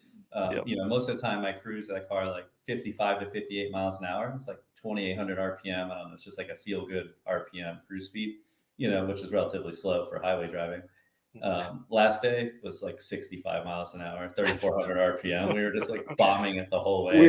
Jim barely got out of the car to take the picture at the checkpoint, and I was already peeling out to the next spot. We looked at each other at the end, and we were like, "Man, we made really good time." Yeah, it was only like 5 hours. Yeah, that's probably, man, the long drive on the last day. That's rough, dude. That's so rough because by then, especially like you guys are on probably, 12 hours of combined sleep the whole week, and now you've got to go literally all day. You make a pass in the morning. You're like, let's please get on the road. Right. Yeah. And, my car is not comfortable. Like, it's, you look like Devin's car, and it's really built for drag and drive. He's got like radio and air and like seat massager and convertible and all this kind of stuff, our car, like it's a race car that could drive on the street. Like, we're toughing through it on the drives for sure. Yeah, I guarantee it, man. That's pretty crazy. Well, are there any creature comforts that are in the plans, or is this car a race car that comes out for some street driving during Sick Week? Yeah, that's it. Like drag and drives to us, like, we're racers. We're there to go rounds, put up big numbers and win classes. So creature comforts, like the air shock was cool this year. We put an air shock on it to help take the weight of the trailer. That made it ride pretty good. But other than that, like the car doesn't steer very well, and the seats aren't very comfortable. So. I'm just happy to have a full passenger seat. Nice. You mean it's set up to go as straight as possible in 6.5 seconds or less, and it doesn't care about 887 miles of street driving. Right. Yeah, no, Yeah. yeah. I mean, if the car makes the drives, everything's cool. Yep. It's a little loud and a little uncomfortable, but what do you expect? Right. Well, let's Mhm. run through some power plant stuff. Again, we everybody knows it's Coyote stuff, but like what turbo size now, and then your transmission, everything like that. Yeah, so transmissions at M&M Turbo 400, close ratio deal with a lockup. That's awesome. The engines, fast forward racing engines, Coyote. It's a factory Ford block with aftermarket sleeves. It does have a billet crankshaft in it now. We're trying to bring it to the next power level. The Of what, turbos are 3,000 horsepower, right? Is that Yeah, big? yeah, right. And that was, the power level we ran the car on at Sick Week was the same power level that we ran it on the whole end of last year, which we ran on Wow, the stock crankshaft. that's Which is, awesome.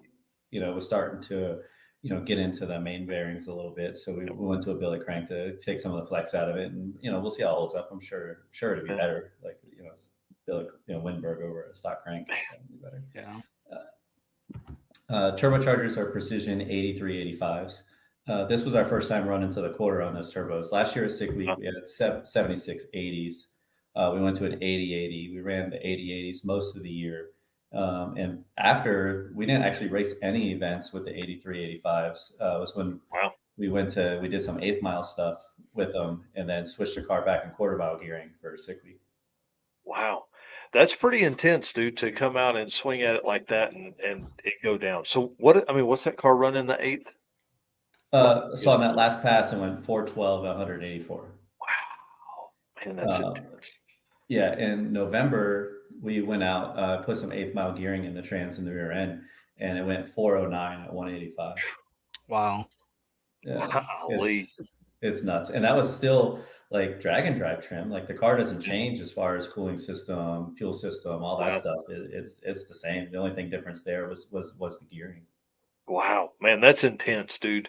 That's Yeah. really the folks at home. I think, everybody that's coming into Drag and Drive now doesn't understand what kind of like I don't know, just sorting that it takes to put a 3,000 horsepower, you know, 300 and something cubic inch engine to be able to live on the street like that, man. You guys are really changing the game a bunch. I'm telling you, it's pretty crazy.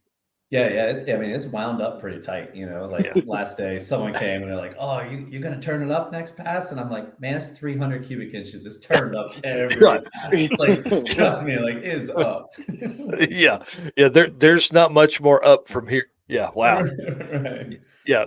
Billet crank for reliability. Right. Yeah. Exactly. Yeah. That's definitely one of the coolest parts about it is how versatile the car is, right? I mean, Yep. going 8th mile and actually being competitive and either going 8th mile racing, quarter mile racing, heads up racing, drag and drive, like that was really the full intention of, well, maybe not at this level what we originally thought when we were putting it all together, but I mean, to see what it's become now, it's pretty outstanding. Oh yeah, for sure. Well, let's switch up a little bit. Let's talk about, kind of how you guys dealt with some of the track prep. We heard some folks, throughout the week kind of struggle a little bit with, track prep and getting down and things like that. Like, I mean, is there any trash talk that's going to come to some big floppy tire guys? I'm always No, down for that. You let me do yeah, it, sir. yeah. We'll insert Jim for that. Like, I give respect where respect's due. Like, what you pick your tire, that's your choice. Yep. As far as the big tire racing, I've been asked many times now, like, "Oh, were the tracks prepped in your favor?" Well, the tracks were prepped the same way they were prepped last year. They're the same way Yep. they're always prepped. If you're bringing your car down to these tracks for this event, these tracks. It's some of the best prep Yep. tracks in the country, right? It's the same thing if we went up north or out west, we would know that we would be going to tracks not as prepped as what we're used to. So we would need to change our program or make adjustments according to that. But as far as the big tire stuff goes, I do have a little discrepancy in the fact that 3 days prior to Sick Week, Bradenton Motorsports Park, the same person prepping, ran the Pro Mod World Record, 40 Pro Mods, which are the fastest in the country, with the same exact Trek prep as we ran, because they also ran X275 LDR Pro 275. Yep. So, that's a program adjustment. If you're used to running on slippery tracks with a lot of wheel speed, and now you're on a tight track, it doesn't mean it's not right for your car. It means your car's not right for the track. Yep. That's a great way to answer that because man, we really did. I mean, there were a lot of folks that got. I mean, Bryant Goldstone, he got down 651, ran PBs all week. You know, they just had their stuff figured out. Jerry and Matt Sweet figured that huge cubic inch NA deal out. You know, they're one of their first times back out since Drag Week last year. So there were folks definitely figuring it out. Yeah, And you and I'm could sure it's tell, not like, easy if you're used to running slippery tracks. Like I'm sure I've never ran a big tire car, so I know the difference. But I know like when we go to a slippery track, it's a lot different. But Yeah. you know that going into this event, it wasn't like it was a surprise or shouldn't have been a surprise. Jim, yeah, what's your thought? which parts do you want to go to? No, so yeah, I mean, I was just gonna comment. Like Brian Goldstone's car looks like it had a lot of wheel speed, right? It didn't have a ton of bite, which you could kind of see. Like a lot of the other big tire cars had a ton of bite in them, and I mean, my personal opinion is that's why they make so many holes inside of a 4-link bracket, right? And any brackets in general, like you got to, you can use them. They're there, So it's just adapt. It's right. It's just adapting to whatever you're given. If we could all, and just knowing that, yeah, we're at radial prep tracks, and they did prep different between slick and radial, but like you just got to adapt and overcome.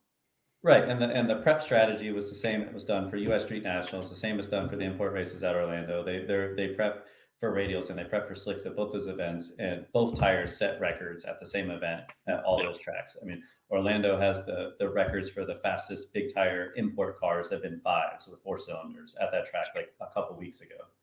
So it's insane. possible. But again, it's what you're used to racing to and knowing the setup. If you don't have the setup and you're trying to learn it there during the race, then it's not going to happen. But we know like Lutz was there for a full week before. Like we were out the Wednesday before. He was out there testing. And that's what it takes if you're going to compete at that level. Yeah, and man, it was crazy to see all the cars down there testing the week before. Oh yeah, it was packed. Like most of all the fast 6-week people are out there. Yep. Yeah, I think somebody should also roll a set of 28s next to some of those tires and like really see the difference visually. It's not like we were on a 315 either, right? Like real deal 28, like. And we almost were. I bought a set and I put it on the wheel and I put it on the car. And then Jim said he was out. I was gonna have to roll solo. So. I was riding the trailers. We had to go on 315s. Nice. Well, I took them off.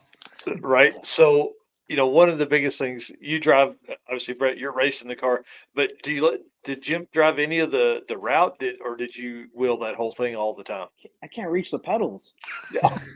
There's a substantial difference in height between us. And I'm not saying Brett's like super tall. I mean, I'm not the tallest guy either, but I would need like I did have a 3-inch cushion, so at least we were eye level, underneath. But yeah, it's hard to reach the pedals. I'm full toe.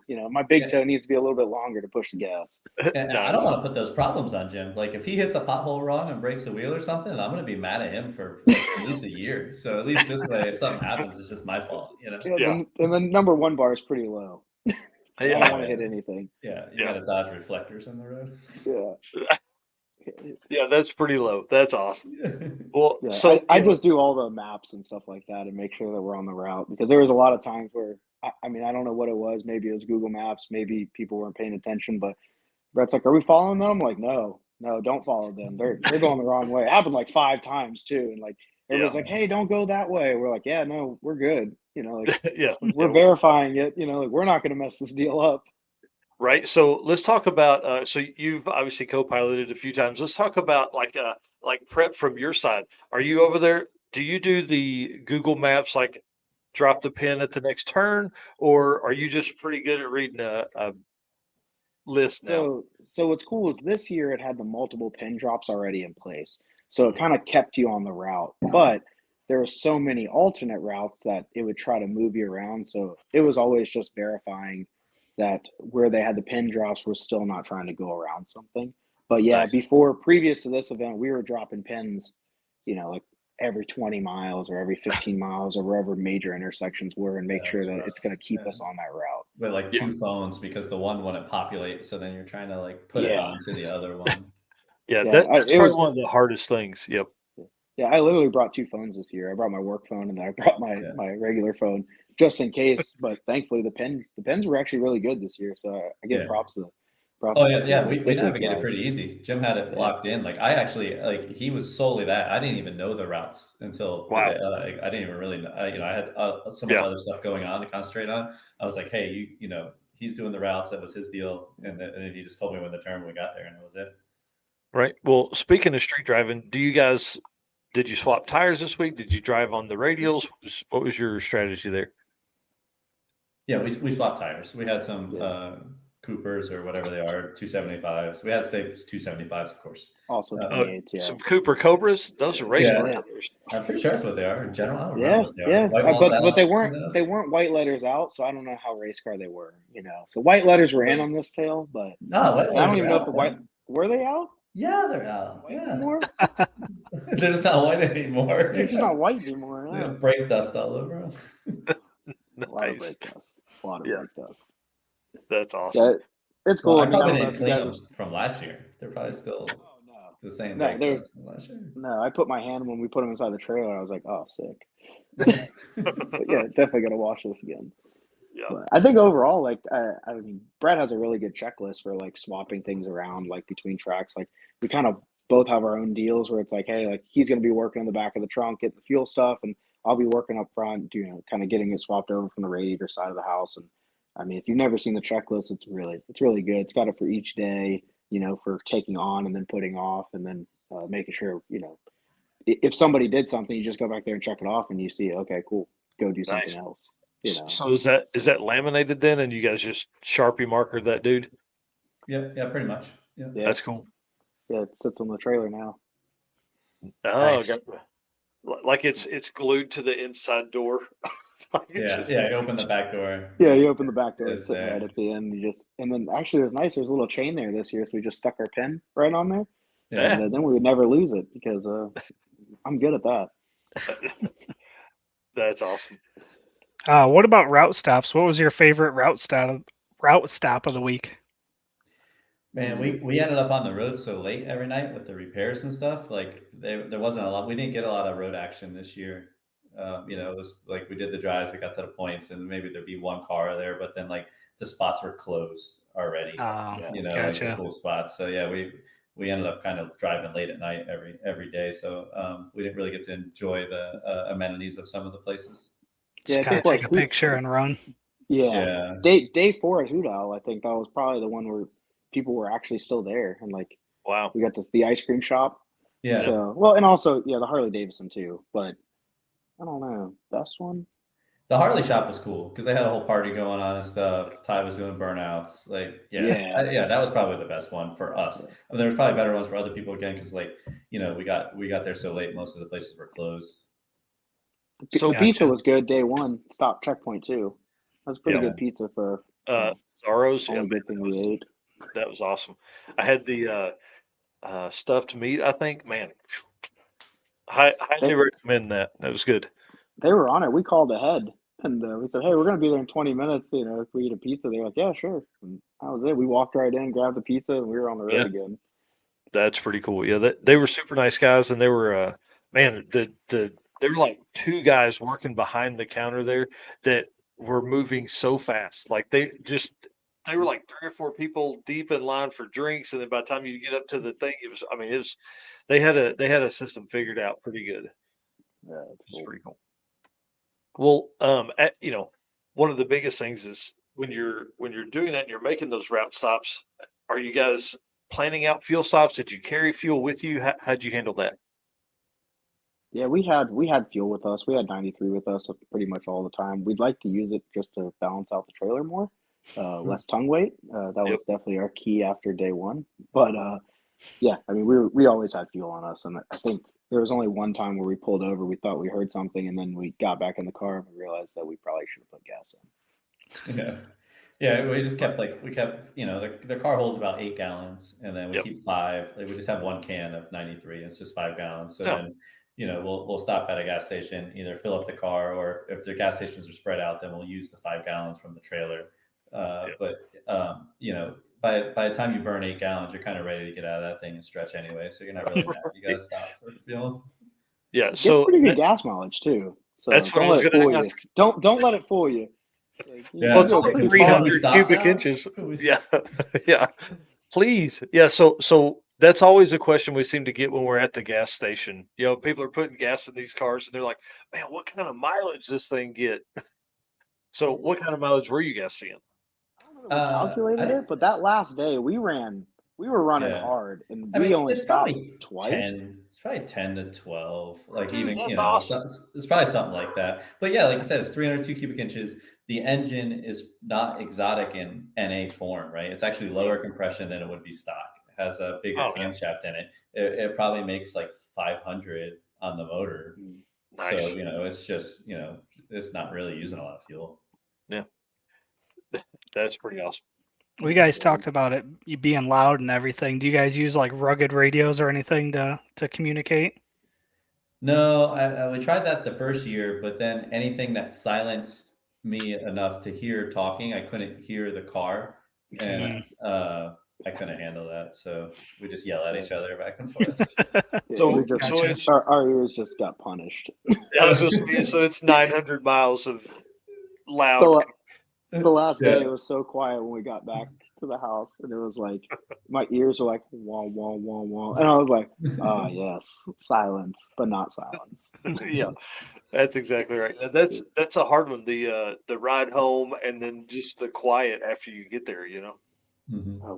When you get in your truck at the end of the day, it's glorious. Oh, at the end of the week, yeah, I thought my Yeah, truck was broke. Like I had to keep looking down to see if it was running. Like I was like, it's it's so quiet, and smooth. yeah, you have too much time to think about your thoughts too. Like you had to like play Yeah. music or something.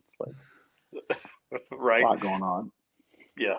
Yeah, that's pretty crazy. Well, let's pivot a little bit. Let's talk about some tuning aspects. Like, what do you use for engine management? Which one of you guys does the tuning? How do you figure it all out? It's on a Motec M150. So the engine ECU runs the whole car. It's a PDM supplying power to everything, and then the Motec does traction control, ignition, injection. Everything's all done through that one box. Joe Spetter, who is a good friend of ours, he's the main tuner of the car. He's done most of all the leading up tuning and base tuning and other stuff like that. We do make track adjustments and things like that ourselves, and we tune Jim's car, and Joe does also. It's kind of a collab. Like you watched my last video, like, Jay's behind the car, Joe's behind the car, me, Jim, and then, Joe, the engine builder. We're all working together That's on cool. this thing. But the Motec is where all the magic's happening. Right. Well, why did you choose to go with that? Is it just something that you guys use within the shop stuff, or is that Uh, what everybody likes? Well, actually, Drag Week 2019 is the reason why we're on a Motec. At the time, Jim's car was still on a stock ECU, and I had recently put an AEM Infinity on my car because I was always, pushing a little harder. And Drag Week, I was going into the last day. I think I was tied for first for Super Street for 850 class, and was having cam sync issues the last day. I couldn't get a runoff, and that was the third major event that now I lost because the ECU would lose cam sync, and that's actually where I met Jay from Real Street. Was at that event. We How saw us cool. having troubles. He was there with Gio. He came over. Jim had already known him from his Focus days. We won't talk about that. And Dark times. dark times, the kingdom. So he came over, made some calls. He was trying to help with the ECU to figure out what was going on. And he told me, he's like, hey, if you want to not have bad memories like this and start to have good memories, like you need to put a Motec in your car. These problems won't exist. This problem won't happen anymore.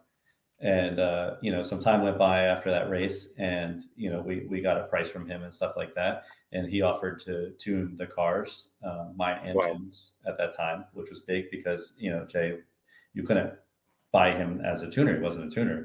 He was the owner of Real Street, and he tuned his cars, or that was it. So like that aspect alone kind of pushed us over the edge. Like, well, we're gonna get to work with Jay Yep. and to tune our cars. So we both bought a Motec. I put mine in my car first. We started tuning it, and then we put it in Jim's car, and then never looked back. He was absolutely right. The ECU just does what you tell it to do, and if there's a problem, one time I called, and Jay's like, "Okay, just take your cell phone out." He's like, "All right, turn on the camera, and then turn the phone around, take a picture, and it was me, and it's like, there's the problem. It's not the ECU. and he was right. There was a setting that was wrong somewhere in there, and Wow. fixed it. That's pretty awesome. That's a great way to say it. That's pretty cool. It's the truth too. It's funny to think about, but it's the truth. Like it doesn't miss a beat, Wow. unless you did something wrong. That's the only time. How fun. Well, what's the plan for this year, man? What's the, I'm not going to say goal, but where are you going to race? All that kind of stuff. Well, basically the plan is to continue like we did last year, and it's just win races, right? Like that's Just why dominate. I wanted, I built the car to win races, not necessarily to run a certain ET, which we had mental goals and we're far exceed that now. So like, I don't, if it goes a couple numbers faster, that's cool. But like, I feel like we're just in bonus rounds. Like it shouldn't even be going as fast as it's going. So first race coming up is Streetcar Takeover in Bradenton. They've created an Extreme 28 quarter mile class for cars like mine. So this is going to be the first one of those events. So that'll be a lot of fun. And then Texas 2K, we're entered in the street racer class in that event. And then after that, I have all the big races on the radar that we did last year. Like World Cup is awesome. FL2K is an awesome race. But yeah, other than that, kind of wait, see if something kind of sparks our interest or what the timeline looks like, what we're up to. I definitely want to do another drag and drive this year. Maybe Hot Rod Drag Week, just because like it's drag week, right? Like no matter what, it's the and it's the 20th running, Yeah, so it's probably sold out already. I don't know if I bought a ticket already, so I'm gonna go back and look. it hadn't opened yet. It hadn't opened yet. So we're probably still but yes, it is sold out already. Yeah, it sounds sure like it's sold out. That's how those things usually go. Like calling everyone I know, trying to get in on the wait list. Yeah. Do they know who you are? Yeah. I think it opens like February 24th, right? Yeah, it's coming up pretty quick. That's pretty soon. That's good then. Yeah, I think we need to do it because there was some internet speculation that we wouldn't be able to be competitive on tracks that weren't our tracks, and we race around the country with my car all the time, and I'm confident we can race on any track surface. So I think it'd be fun to go up at drag week and put some numbers down. That'd be fun. And I was really looking forward to you and Devin kind of, I really figure you guys were going to have a really, really tight race. And him leaving, I was talking to him before he got out of there, and he was a little sad he was leaving as well. Yeah, so we were ready I think it could have been fun. Yeah. Yeah, we talk trash online to each other, but me and him were like, we're on the same page. Like we were both pumped up going into day one. Like, all right, like this is going to be a fun week. Like this is going to be fun. And then, he set the record, and then he set the record for the shortest time holding a record. Nice. Yeah. And, and then, like it like that set the pace. Like it was going to be epic. Yeah. And then we didn't see him for a while, and then we found out why, because the intake valves left the chat. But that's the way it works whenever you're turning it up like that, because you got a 300 cubic inch snot rocket behind it. Right. Oh no, that was his first quarter mile pass on the twins with the lockup. Like it would, and the engine was off. I think at like 800, 700 feet. Like that. Yeah, he was gonna give us a run for our money. Like there was no doubt it was gonna go as fast or faster than what we went that week. Yep. No question. Yeah, we were actually super bummed when we heard the news, because like that competitiveness will drive us to do a lot of fun. Oh yeah. But then the focus shifted on day two when we found out that Lutz only ran a 690 and that we had the overall. So then it was like, oh wait, like we can race Jeff Lutz. Like we didn't even know this was possible. So then we started racing again. Yep. Yeah, I can only imagine what that felt like. Like, hang on, this, because then you start doing the math, kind of like, well, if he does, we need to do this. That was the whole week after that point. Once we realized we were in first, I mean, like South Georgia, we first passed off the trailer when it was 6:35. That would have been good enough to pack it up. But we looked, and I mean, Brett knows, like, I'm not super competitive. Like I'm competitive, but not to a point. And he was like, well, what do you want to do? Like, you want to keep going, or you want to make another, head up, or what? And I was like, no, let's make another pass. Like we need more numbers. And like, it's just, it just helps seal the deal, right? Once you start seeing all those extra numbers add up, it's really hard to get them back on an average. Well, when you're in day 4 or day 5, you got to calculate the other days into it. Like going into the last day, he would have needed like a 590 or better pass, I think, to beat our average, which, you know, he wasn't on pace for that, how the week was going. Yeah. Yep. So, you know, you guys have been around this a long time. You know it as well as I do. Like, do you feel he'll come back? You think maybe we may see him? You think he's going to wait for sick week, or you think he's going to come back out to another one later in the year? Honestly, I don't know. I really don't know what you know he has going on with you know, the Oklahoma things or that. But I mean, he's OG drag and drive, still holds the fastest record of all time. Like to be in the runnings with him was pretty amazing. Yeah, him coming out and doing like a 6:15 on day 1 or 6:12, I was like, oh man, yeah, it's gonna on. be a good week. Yeah, it's on. Yep. Yeah, he stopped. He was at his trailer on the end of day 5 after we packed up, or we were packing up, and he congratulated. I was walking by trying to go to the bathroom. He congratulated, stopped, talked for a little bit, and he said he was definitely going to be back out. And he was going to keep going at it. So it's pretty cool to see that. You know, I said, man, it was like you left. He goes, no, I never left. I just took a break. And I was like, all right, cool. So you're back in it? And he goes, yeah, I'm back in it. He goes, especially after this. Yeah, that's pretty cool. Well, yeah, I'm excited. I was supposed to end up talking to him for a little bit, and then, man, like, listen, Friday, I took 300 and something videos Friday. So, like, by the time I got back, they were packed up and rolling. So, I'm excited to see that kind of level coming back. And just, again, you know, what you guys are doing to push it, because all the races you won last year, all the races you'll win this year, you know, a lot of that is those articles are written about that stuff, and then they also drop in about drag and drive and how you know, you guys just dominated at that. So that only helps grow the community and the sport. Yeah, and it's such a good aspect of drag racing rather than the normal events. It's a totally different vibe, totally different feeling. I tell everyone, if you haven't been on a drag and drive, you have to go on a drag and drive. Like we tell all our friends, like they haven't been yet, and we tell them every year, like it's the best time you'll ever have in your car or racing your car.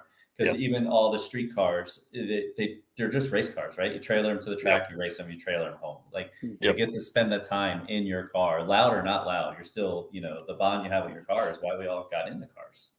Right. And a lot of it too, like for guys like you that race at a very, you know, at a high level, I would say, this is almost like a vacation that you get to do that with. You know what I mean? Like you guys were racing obviously at a high level this last week, but at the same time, you're not driving that car to Texas 2K. You know, you're not going to unload that car and drive 300 miles in between race days, you know?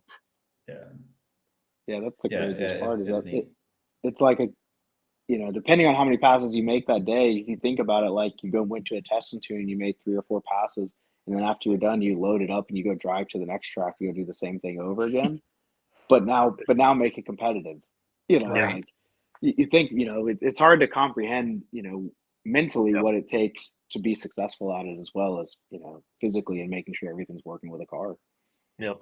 Well, Jim, are we going to see you behind the wheel in your car? You going to get that thing back out and do some drag and drives in the next Definitely. I just came in I'm working on the 9-inch rear end in my car and mini tub and 25.3. So I want to get the safety up. That way I can not do the 850 class again. I'd like to go a little bit faster and kind of work around that. So hopefully either later in the year or next year, you know, it just depends. That's awesome. You know, it definitely takes 2 people to run Brett's car and like run it well and actually have a successful event. So, you know, it's just, I love drag and drives either way, whether I'm riding co-pilot or driving. So, you know, I'm fine with whatever we go with for future. I mean, it's kind of hard to put a car like Brett's on the sideline when you know it's like number 1, you know, like, I mean, until he says, hey, like I'm done, you know, like I think I'm going to do something different, or I don't want to do a drag and drive at this time. Let's go do another one with yours. Like, sure, you know, I'm game, but it's pretty cool to be a part of, you know, what's happening with that car and kind of how progress and how knowledge comes about, and you know how much you learn just in general. It's pretty awesome. Right. Wow. Yeah. Every time we have that car out, we learn 1 or 10 things. Like even this last week, you know, I was talking to Joe on the way home, and we found something we want to try in first gear, and like I was really, really close to going to the track on Saturday with it to test just what we learned from racing the car that fast all week, because we know that there's numbers there, you know? Yeah. And Jim told me I wasn't allowed to go to the track, so I didn't go to the track. But, It's like, I need a break, bud. Yeah. I need a break. I need one day. Give me a moment, please. Yeah. But that's just how Brett is. I mean, what, last 2019, right? You had the cam sync issues. You're pissed off at it. We were driving all the way home from Virginia from there, and he, instead of going home, he went straight to BMP and tested the car. Yeah, Oh, well, I got like a new software from Yeah. AMJ. I called a guy and they sent us some development software to try. And I was like, I gotta try it. Yeah, I drove all the way to BMT, raced that night from Virginia. Yeah, that was a lot. So if you end up doing like Hot Rod Drag Week, would you consider doing another event and trying to run for the Drag and Drive World Champion? Three. Which one would that be? Just a third national level event. So you got what, Six Summer? I forget what the other ones are. Midwest Drags. Okay, so if you win 3, then you are the Yeah. world champion. Is that what it is? It'll take 3 to do it. It's what it took Bryant last year to win the world championship. Let's see where Six Summer falls with Drag Week. Six That's a lot Summers, of PTO. June 9th through 14th. Yeah. PTO. So what you could do now, I'm not saying, I'm not telling you guys a great strategy here, but you could go out and, kick puppies at Drag Week and then, Kick puppies. end up doing Southeast Street and Eat, which is an 8th mile event, which is kind of in your area, be a little easier and a little closer to home, not easier, but closer to home. Yeah. And that's kind of the last one of the season in November. So it's 4 days of racing and 5 tracks. They do one day where they race 2 different tracks on the same day.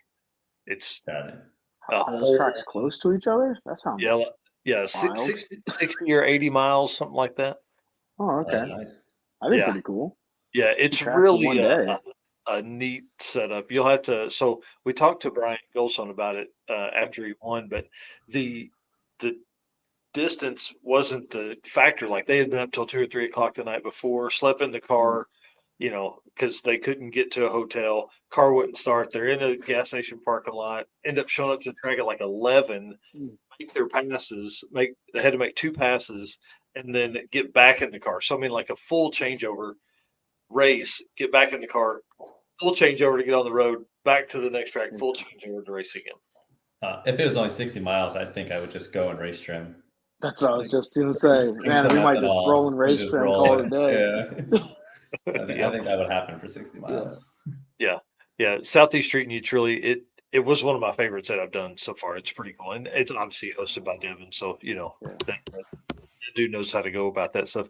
Well, guys, we're kind of coming up here to we got a couple more things to cover as far as the show stuff. But we definitely have to talk about Brett's new position. So we want to kind of hear about that and, kind of throw your pitch out there. Let everybody know what you're going to be doing and all that kind of stuff. Yeah, so I recently accepted a job with Motion Raceworks, be working under Doug Cook as the business development manager for all the brands there.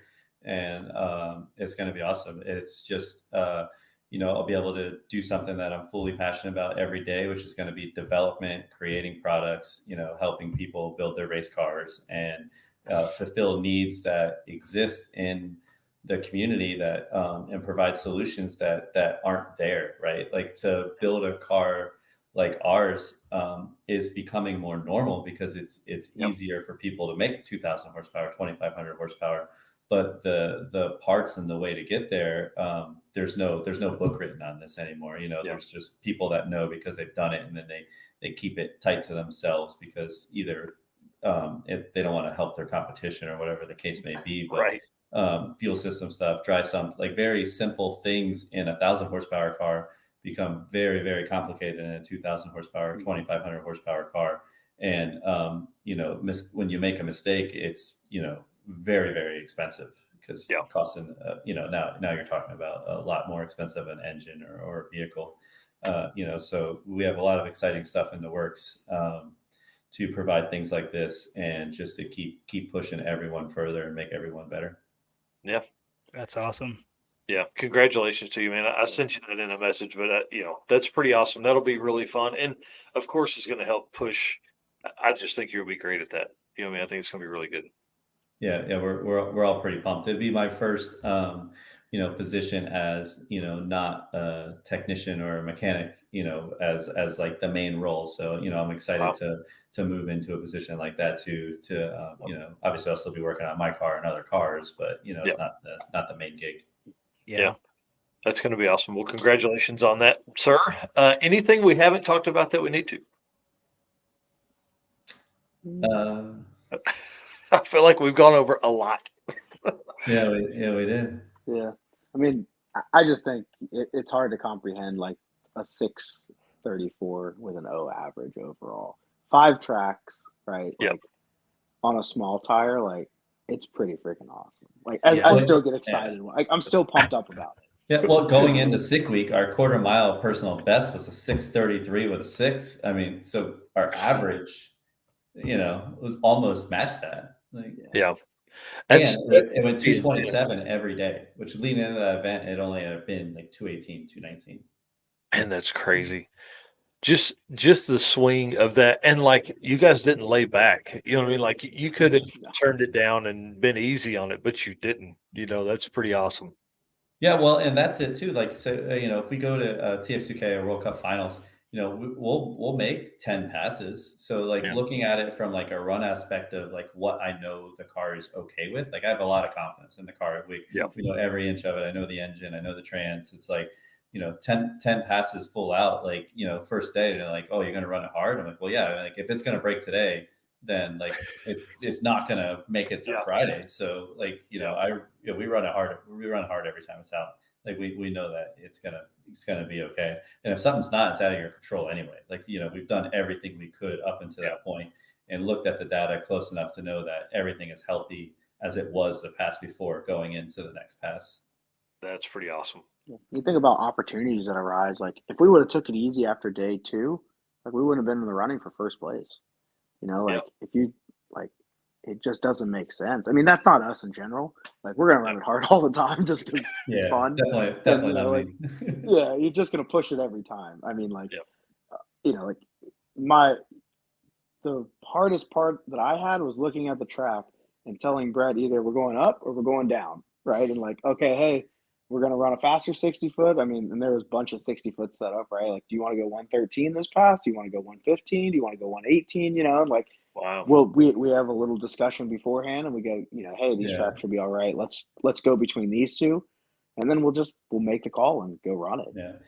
So I have a driver switch in the car, and we have 9 map slots, and every slot is basically the complete tune-up is different. So from all the way down drive shaft curves, lockup strategies, all that stuff. And each one is based off an existing run, so we know what that will run. So when we go up there, we know we're between, we're going to run 4 or 5, depending on how the track is.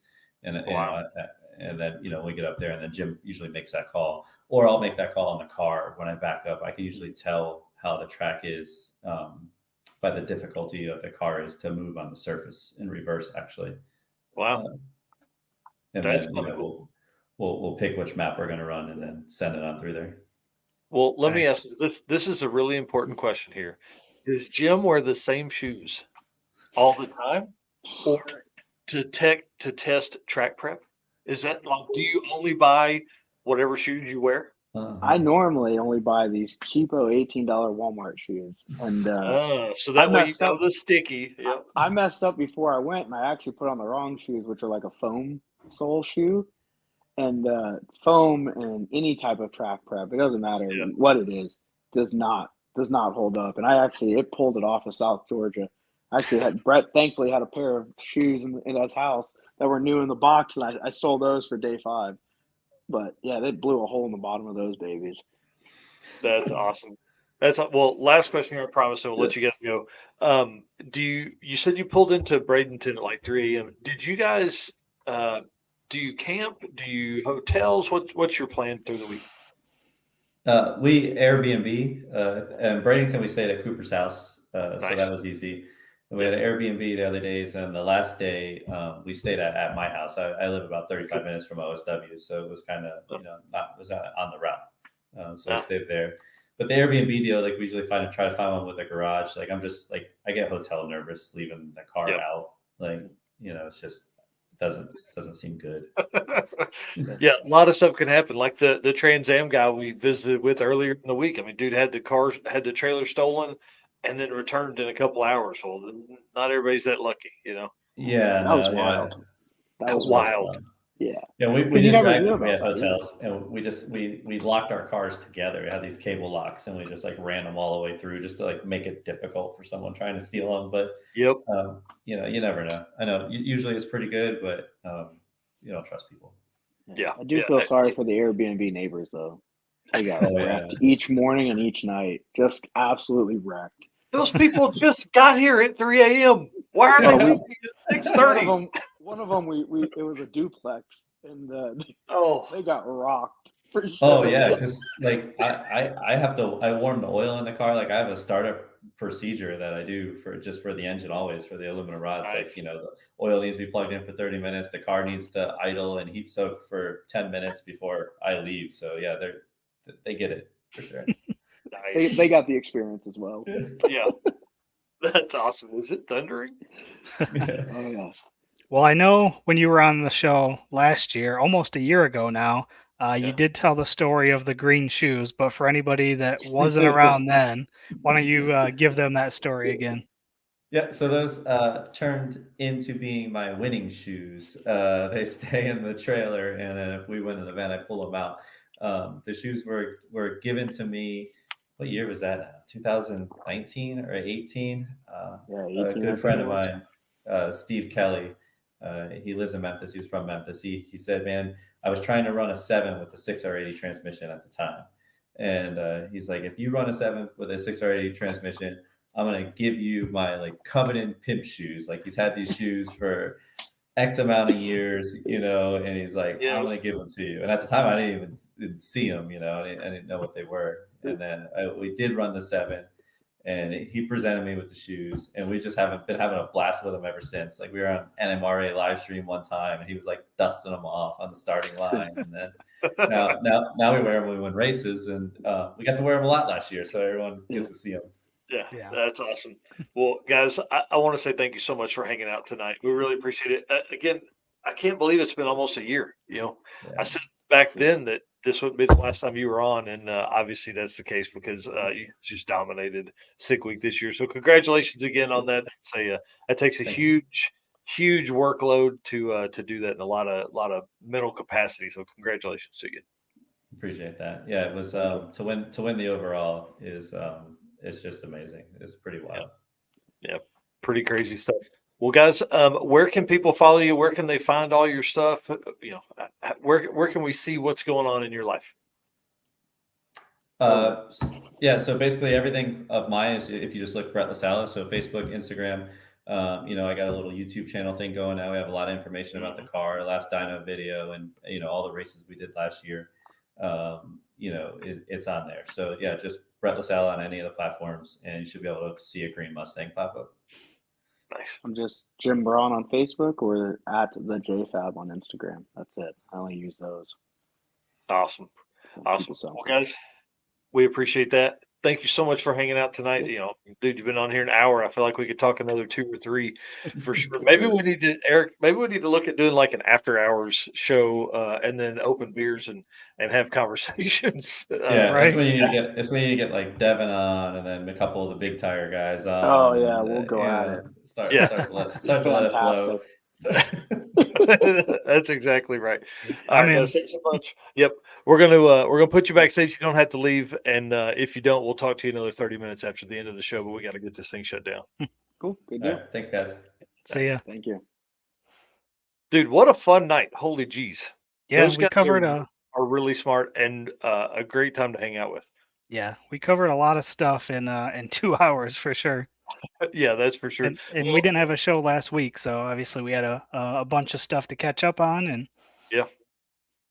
Well, and if you guys didn't hear earlier on in the show, we are back on Saturday morning, and we're going to dive deep into some of the sick week records and things like that that came from that. If Chuck Stefanski is watching this, I will have his stuff figured out by Saturday morning. We're talking about the centrifugal blower record, all kinds of fun stuff from there. So there's a lot of stuff that happened at Sick Week that we didn't really even get into tonight because I wanted to talk to those guys for an hour, which was perfect. So I appreciate everybody that's made comments tonight, that's asked questions, that helped us push through all the conversation tonight. It was really cool to see all that, and want to say thanks again. We appreciate that for sure. And guys, dude, have we not asked people to subscribe yet?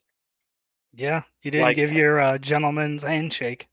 I mean, listen, the gentleman's agreement is the deal. We'll do work on this side.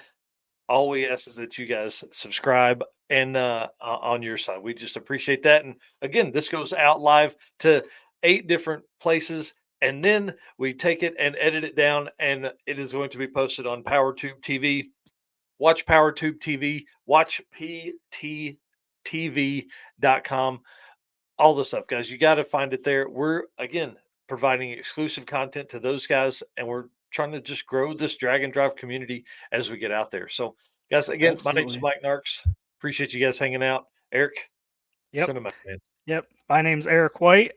We want to say thanks to all of our sponsors one last time: Howard's Cams, Molly Motorsports, Summit Racing, Car Change 3D, Sweet Patina, and Racing Junk. We will see you guys on Saturday morning.